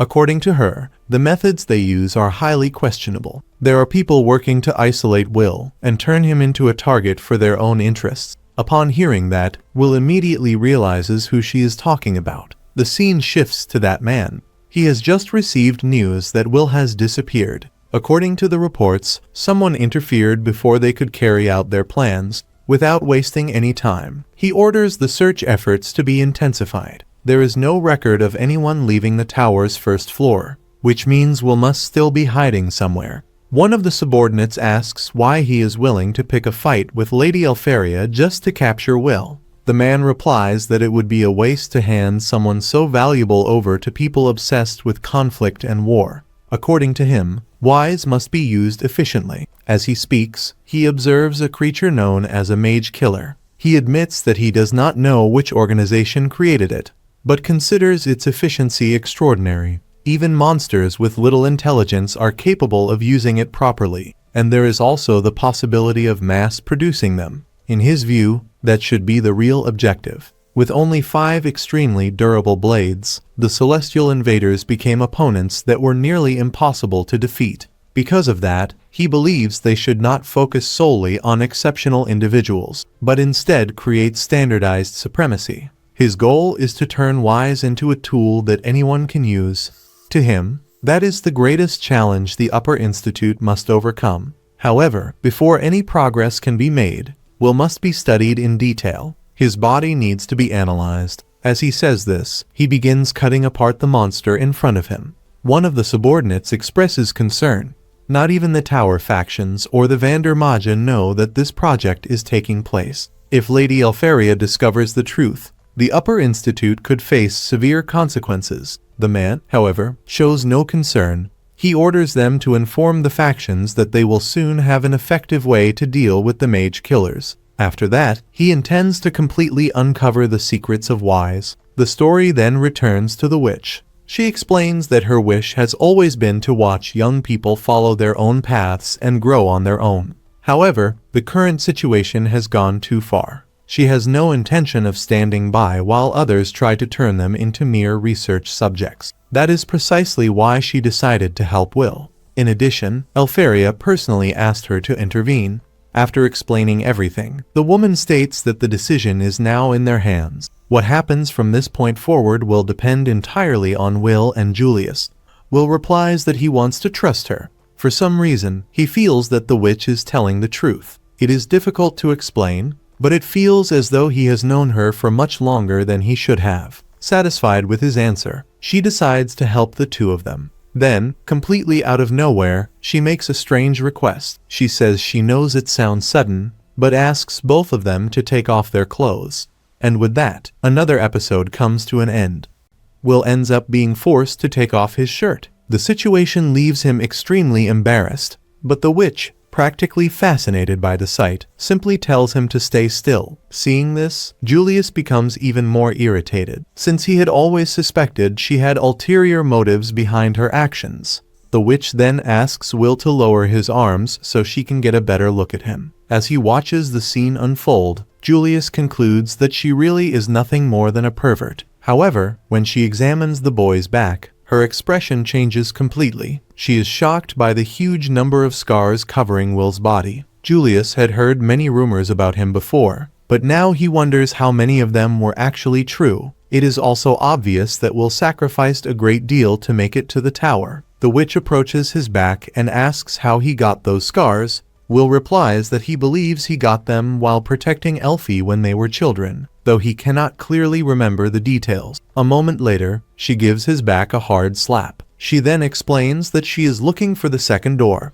During all that time, she had carefully observed both of their training sessions. In her opinion, Will was very smart to focus on anchoring. If he can learn to control the mana he absorbs, that path will certainly lead him to wise. Her reasoning is correct, but she believes he needs to be more honest with himself. In the end, she praises the training Julius conducted. Even so, the boy believes all that effort produced no results at all. The witch disagrees. According to her, Julius was right from the beginning because Will is the very definition of anchoring. The truth is that he has already surpassed the barrier related to mana storage. That is because the blood of mages and wands runs through his veins. However, Will's body has an unusual trait. Unlike everyone else, he cannot release mana on his own. His body absorbs magical energy from the environment and constantly stores it. Now, Will's task is to learn how to access that reserve whenever he wants. That is the next goal he must achieve. Confused, Will asks her to wait a second. His entire life, he believed he needed external spells to recharge his power. The witch replies that this is not entirely wrong, but there is more to it than that. The proof is that he has already activated his power before without using any previously stored spells. From now on, he must put that concept into practice. By revisiting the source of this magic tied to his blood and memories, he will be able to recharge himself without relying on anyone else's magic. It will be a completely new way of recharging. Creating a magic circle, the witch pushes Will into its center. She explains that she will guide her own mana through the lock inside him and lead him to a specific place. To do that, Will must reconnect with his origins. Whatever he discovers there must be engraved deeply into both his mind and body. When the spell activates, the lock finally opens. The witch warns him to be careful. As he dives into his memories, Will awakens in a peaceful place surrounded by flowers and filled with a serene atmosphere. The moment he opens his eyes, he finds Elfaria. She warns him that the forest is dangerous and says they need to hold hands if they want to get out safely. Meanwhile, the story returns to Julius and the witch. The boy asks what is happening, since Will has remained asleep for 4 days. The witch explains that he is sinking deeper and deeper into his dreams. Thanks to the magic she used, he has been given the opportunity to revisit his own past. Julius asks if this will help him recover his lost memories. The witch admits she is curious to find out as well. According to her, history is engraved into his body. The traces of the connection between the sword and the wand still remain inside him. That is why Will must journey back to his origins, and if everything goes well, he may one day reach the true source of it all. Inside that memory, Will realizes he has returned to the past alongside Elfaria. While he is distracted, she asks if he was thinking about another girl. After all, back home, he is always kind to Claire and everyone else. Will explains that he was only helping his father, but the answer does not satisfy Elfaria. She declares that she does not tolerate cheating. Unsure how to respond, he asks what he must do to be forgiven. The girl replies that she only wants a hug and some head pats. After getting what she wanted, Elfaria suggests that they go hunt monsters together. Will considers the idea dangerous since they are still very young. He reminds her that she is incredibly talented, while he cannot even use magic himself. At that moment, Will notices something strange. Every word coming out of his mouth seems automatic. It is as if he is merely repeating what he said back then. With no control over his own speech, he begins to wonder if he is simply reliving the events of the past. Elfaria, however, tells him not to worry. She shows him the book they both loved so much. According to her, simply carrying that book gives them enough courage to face anything. She also promises to protect him. Hearing that, Will remembers that he was extremely cowardly back then. Because of that, Elfaria was always the one taking the lead and looking after him. This makes him wonder exactly when she began to place more trust in his strength. After walking for quite a while, Elfaria reveals her second secret spell, one she created herself. It is a simple and gentle spell capable of producing small ice candies. She asks Will to keep it a secret and not tell Claire or anyone else. Curious, Will asks why she always gives him those candies. Elfaria replies that he is always sharing everything he has with the children at the orphanage. Besides, whenever he eats the ice candies, a part of her always remains inside him. Shortly afterward, she goes back to reading the book. As he carefully studies one of the illustrations, Will notices that the character depicted looks a lot like Finn. As time passes, sleep begins to overtake him. Noticing this, Elfaria asks him to rest his head on her lap. Will agrees and eventually falls asleep. While he sleeps, she slowly leans in, intending to kiss him. However, before she can do anything, he wakes up, completely embarrassed. She quickly pulls away and drags him along so they can continue searching for the monster. The two eventually arrive in a dark and gloomy part of the forest. Elfaria explains that a war is taking place in a place called Regarden. According to the rumors, many dangerous people and monsters have been fleeing from that region. As a result, some of those creatures have entered the forest and started causing trouble. Hearing this, Will begins to remember what happened. 10 years ago, he and Elfie really did sneak into that place. The two entered the forest behind the orphanage despite his father warning them not to go there. As he tries to recall the rest of the events, something suddenly appears behind them. A monster attacks without warning. Fortunately, Will reacts in time, dodging the strike while pulling Elfaria out of danger. After taking a closer look, she identifies the enemy as a crystal wolf. Will immediately understands the situation. It was a monster created by a maid. Elfaria uses her magic to create several clones and attack the enemy. However, the wolf manages to counterattack and sends the attacks back at the girl. During the battle, Will ends up getting injured. Even without an effective way to defeat the creature, Elfaria remains determined to protect him. Faced with such a desperate situation, Will desperately wishes he had power. Seeing Elfaria on the verge of death, his emotions explode. His entire life, he hated depending on her protection.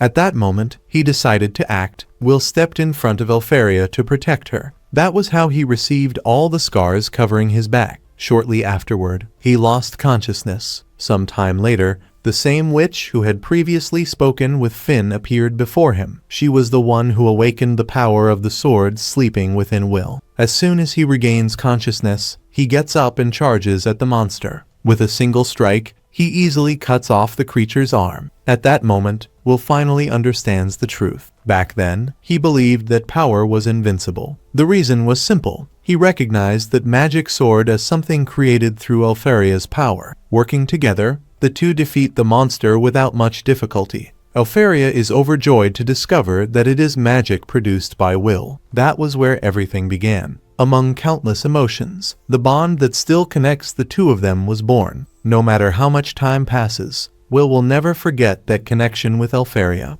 As he awakens from his memories, he finally understands the mana he has used throughout his life. With a new understanding of himself, Will rises and decides to face the final test. The witch then encourages him to create his own story and shine brighter than light itself. And with that, another episode comes to an end. If you enjoyed it, be sure to leave a like and subscribe to the channel for more content like this. See you next week. Until next time. The story shifts to Elfaria, who reflects on Colette's words. The girl had said that she hated the Magia Vander. Because of the spell connected to Elfaria, she knows that Will keeps chasing after her no matter what. Even so, she understands that from Colette's perspective, it looks like she does nothing to help him, remaining at the top of the tower while he faces everything alone. It's no wonder people feel sorry for him. Elfaria understands that feeling. She herself believes that, in a way, she cast a spell on Will. Because of what she placed on him, He ended up getting hurt countless times and had to endure a great deal of suffering. Ever since those first tears that started this entire journey, she can't help but wonder how many times she has made him cry. As she recalls the past, several doubts cross her mind. Should she have lost control at some point? Maybe she should have run away from everything. Or perhaps she should have pretended not to know anything and simply rushed over to hug him. However, her thoughts are soon interrupted by Will's words. In his letter, he said that he felt no hatred at all. On the contrary, he claimed that the reason she was alone was entirely his fault. If anyone deserved to be hated, it was himself. Will Serfort, someone who considered himself talentless. That was exactly why he had to keep moving forward. He had to keep running toward her. He wanted to stay by her side and fulfill the promise they shared. As she rereads those words, Elfaria becomes even more emotional. She knows those letters were what kept her going all this time. Thanks to them, she was able to endure the distance and resist the urge to leave the tower just to see him. Because of that, she makes her decision once again. She will continue waiting and will not break the promise they made. Even so, she admits to herself that there were times when she quietly interfered with events. After all, Will was always there whenever she needed him. Because of that, she constantly thinks about what she can do to help him in return. The scene then shifts to Colette. She is convinced that Elfaria is trying to find a way to help Will. Colette also wants to do something for him, but she feels that her options are limited. The professor fully understands everyone's feelings, but reminds them that they cannot simply abandon the tower. The students respond that they do not want to leave Will behind under any circumstance. To them, titles and positions do not matter right now. Suddenly, Mahana collapses. The professor explains that the teacher in charge of the cauldron, the Hammer Witch, is already taking action. According to him, if they leave the situation in her hands, Will and the others will be fine. Colette, however, does not completely agree. She says they cannot rely solely on others and must do everything they can to help Will. Everyone there knows that the professor spends much of his time looking for ways to support him. The comment embarrasses him, and he immediately suspects that one of the female teachers told them. Colette then emphasizes that they also want to contribute to Will's success. At that moment, Xian steps in and says there is no need to do anything. The others are surprised and ask whether he did not go there specifically to help Will. Xian says he did, but explains his reasoning. According to him, Will made it this far even when everything seemed impossible. He fought countless battles away from everyone's eyes and overcame every obstacle that stood in his way. Therefore, all they need to do is wait. Once again, he will find a way to win. Besides, Xian believes that if someone saved him now, at such a crucial moment, Will would probably feel humiliated. Soon after, the scene shifts to the training room. Emma has been accepted into the Wind faction. Mike managed to join the Dark faction. Meanwhile, Lyral and Gordon became members of the Fire faction. One of the men present expresses his dissatisfaction. In his opinion, the participants' adaptation is still far below expectations, and even those who passed are nothing more than recent graduates. The Magia Vander, however, explained that the students rejected by the observers were actually the ones who developed the greatest adaptability. All of them had to face unfamiliar situations and learned how to master them. The man says that staying there is becoming a waste of time, since Julius and Will still have not shown up. He believes it would be best to end everything immediately. The professor becomes irritated and reminds him that Kreutz is the reason the two of them are late. Kreutz replies that anyone incapable of keeping their commitments should not even be allowed into the tower. However, before the argument can continue, Will and Julius finally arrive. The man becomes furious when he sees them, calling Will a lab rat. He says that he only causes trouble, and informs him that he will be taking the exact same test. Without hesitation, Will accepts. Meanwhile, Julius watches the situation with concern. After everything that has happened, he is not sure whether Will can truly control Wise. He even considers secretly lending him his own magic. But before he can act, something unexpected happens. Elfaria acknowledges his efforts and thanks him for all the help he has given Will. At the same time, the witch watches everything from afar. Thanks to her magic, the gate to Wise was able to be opened. Will then remembers that all the knowledge had been gathered into a single book. After studying and understanding that information, he finally succeeded in unlocking his true power. Everyone is shocked when they see Will using ice magic through Wise. Kreutz, in particular, can hardly believe what he is witnessing. Will then recalls the magic Elfaria cast on him. It was never a curse. From the very beginning, the two of them shared a spell called a promise. He feels that he still has not repaid everything he received from her. Maybe that is why Elfaria started blaming herself. However, to Will, that makes no sense. She gave him countless things over the years. More than anyone else, she was the one who gave him the courage to keep moving forward. Because of that, all he wants now is for her to wait a little longer. He wants to show her how much he has grown, at least one last time. He then unleashes a powerful strike and shatters the target. The spectators realize that his magic is weaker than before, but its power still exceeds the level of intermediate spells. Impressed, the witch decides to award him the highest possible score. At that moment, Finn appears. Since she was the one who sent Will to climb the tower, she chose to respect his wishes and simply watch from a distance. He comments that she did a remarkable job, or perhaps he should address her by her proper title, Headmaster Cauldron of the Magic Academy. The woman replies that, in that form, she prefers to be called Swordsman. She also remarks that using aging spells on herself is extremely exhausting, especially since she still considers herself young. She is also aware that Finn quietly interfered with events. After all, he was the one who gave the rare Wisp gem to the dwarves so they could forge the sword. Finn explains that Will has become a new user of the fifth element and asks her to overlook that small gift. He also says that Will's abilities are still developing. His method of amplifying mana to recharge himself is still quite primitive. However, thanks to the enhancement provided by the silver infused with Wisp, everything works much more efficiently. The professor adds that Will still lacked the experience necessary to use magic through the magic sword. As a result, he ended up paying a heavy price.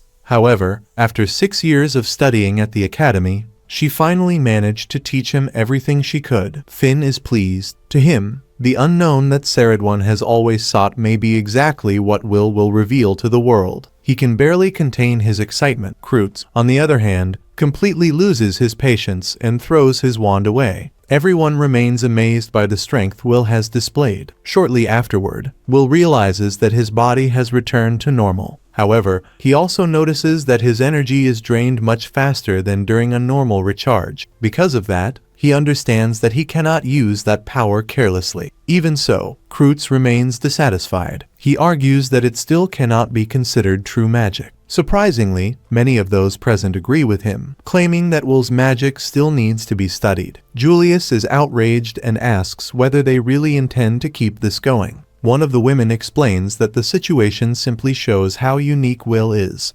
Not even the great mages who lead each faction know exactly how to deal with him. According to her, only those at the top of the tower, the Magia Vander, possess enough authority to make a final decision. However, there is a problem. Since Will and Elfaria are practically family, any action she takes could be viewed as favoritism. Because of that, before Elfaria completely loses her temper, they will need to convince another Magia Vander to support the boy. At that moment, one of them stands up and declares that there is no point in continuing the debate. If they want to uncover the truth, there is only one solution. Zio decides to put Will to the test. A single strike will be enough. If he can overcome it, his abilities will be proven. Zio then unleashes a terrifying attack. Will suffers serious injuries, but he still manages to devour the strike. Seeing this, Finn becomes incredibly excited. He explains that by absorbing the attack, Will was able to charge his sword and reduce the impact by half. Naturally, he could not absorb all of the energy.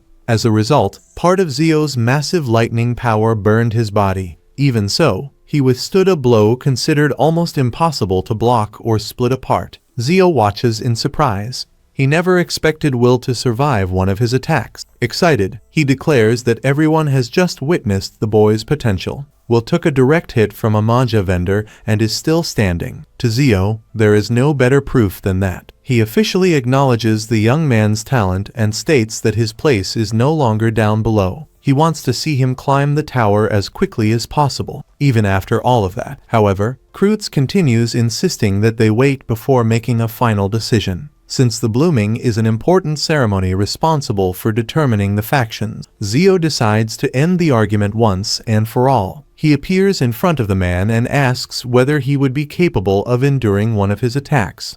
considering how confidently he has been speaking. According to Zio, if that man is making so many demands, then Kreutz should be able to pass the same test as well. He continues by saying that if the man could not survive the attack, then all that talk about proving someone's worth would become completely meaningless. Without any concern for being polite, he even calls him a four-eyed little punk. Hearing that, the man freezes completely. The shock is so overwhelming that he abandons any attempt to argue and immediately starts running away. Not long afterward, he officially acknowledges Will's right to remain there. At that moment, Elfaria can no longer hold herself back. She runs to Will and hugs him tightly. Tears begin to fall as she apologizes for not being able to help him the way she wanted. Will responds right away. He asks her to stop apologizing. Instead, he just wants to see her smile. After all, after everything he went through, he finally managed to reach the place where she had been waiting for him all this time. The emotional moment, however, lasts only a few seconds, when Will starts to say that he will be joining Elfaria's group. Zio suddenly appears and cuts him off. Without showing any intention of negotiating, he declares that Will be joining his faction. According to Zio, he always gets what he wants. For that reason, he has no intention of losing to Elfaria in this competition. Before Will can finish his response, the situation takes an unexpected turn. Zio acts quickly and knocks the boy unconscious. Elfaria reacts immediately. Annoyed, she glares at Zio and makes it clear just how upset she is. As far as she is concerned, there is one thing she never wants to lose to anyone: Will. The tension rises within seconds. The two take fighting stances, ready to clash at any moment. The story reveals a bit more about Zio. He is seen as a brutal, arrogant, and extremely savage person. He has no refinement whatsoever and shows little interest in knowledge. The elf, on the other hand, has always felt disgusted just by looking at him. At one point, Zio confronts the leader of the tower. He states that dwarves are extremely useful individuals and questions why they are not all part of the tower. One of those present replies that they are incapable of using magic. Zio immediately counters, saying there is no point in considering them useful if they are left digging tunnels. In his view, it would be better to have them clearing paths inside dungeons. He also says that if pride is the only reason they are not being fully utilized, then it is a stupid reason. After all, he sees no point in allowing the world to be destroyed without using every available resource. Because of this, he asks whether there is a hidden reason behind that decision. The man simply replies that he has no intention of explaining himself to anyone. The elf then asks why Zio drew his weapon so quickly. He answers that the man's statement made one of two things clear: either he has no reason to explain, or he cannot reveal the truth. Since that was the response he received, Zio concludes that it is not yet time to tell the others. If all of this is truly necessary to defeat the celestial invaders, he is willing to accept the situation for now. However, if this plan fails, everyone there will be doomed. The elf has always known that not even the most important figures in the tower would be able to stop someone like Zio. After they leave, one of those present comments that Zio's way of solving problems is far too aggressive. He points out that charging at Lord Aaron was excessive and that many people consider it questionable. Zio replies that even he understands that everyone will be defeated if they continue acting that way. To him, certain values upheld by the mages are completely useless. He then asks Zoe to understand what it means to be a Magia Vander. Even so, he admits that he envies him, since fools do not have to think too much. As they walk away, Zoe replies to the man that he overthinks things and only does what he wants. Elfaria knows very well that as long as Zio is on their side, everything will be fine. However, if he ever becomes an enemy, the Lightning Lord's wand, Thorzia's Fass, would be a terrifying obstacle. The story then returns to the anime's present events. Zio and Elfaria decide to settle everything through a duel, and Will stand by the winner's side. The girl wishes the Magia Vander would stop the fight before it is too late. However, they consider it a waste of time. According to them, any interference would only delay the inevitable conflict. The elf does not seem to care much about that. To her, if Zio and Elfaria end up killing each other, it will simply be another reason to drink and forget her problems. Without wasting any time, Elfaria takes the initiative. She uses her magic to attack Zio and creates a massive ice-covered battlefield, making the environment perfect for combat. The start of the fight leaves everyone shocked. Suddenly, Zio appears behind her and uses one of his most powerful attacks. Moments later, he appears on top of an ice formation, surprising all the spectators. His subordinate explains that Elfaria used the brief moment when Cardinea blocked everyone's vision to cast her magic. Elfaria's casting speed is considered the fastest in the entire tower. In addition, her ruthlessness when facing enemies is equally well known.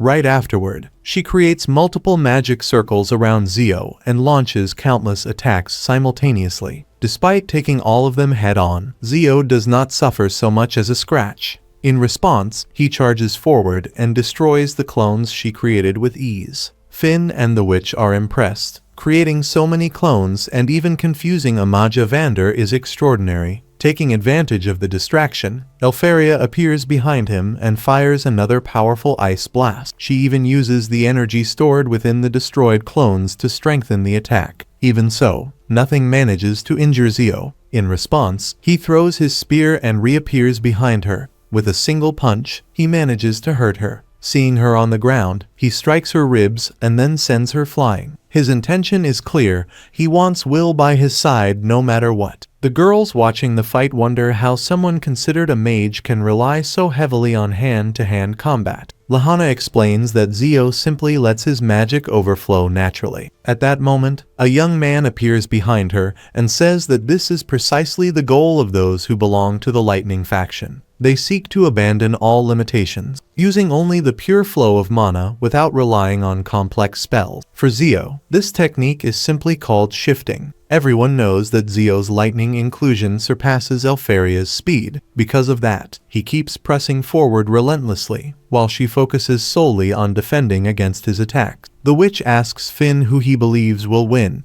Without hesitation, he answers that it will be Zio. If Elfaria is considered a genius for creating the 12 magics, then Zio represents the absolute pinnacle of practice and experience. Once again, he appears right in front of her. Elfaria tries using her own magic to enhance her abilities, but nothing is enough to damage her opponent. At the same time, the strain begins to show. After using so much magical power, she is already displaying clear signs of exhaustion. Zio notices that her clones are gradually disappearing. With simple movements of his feet, he destroys several of them. Trying to buy some time, Elfaria retreats, but Zio chases after her like a predator pursuing its prey. During the pursuit, he comments that the deepest floor he has reached is comparable to Aaron's. Although everyone recognizes Elfaria's tremendous talent, it becomes obvious that she cannot face him as an equal. Even though she is a wand, her fighting style resembles that of a sword far more. To be honest, he believes Will would be better off at Zio's side. The other Magia Vander also realize that the battle seems practically decided.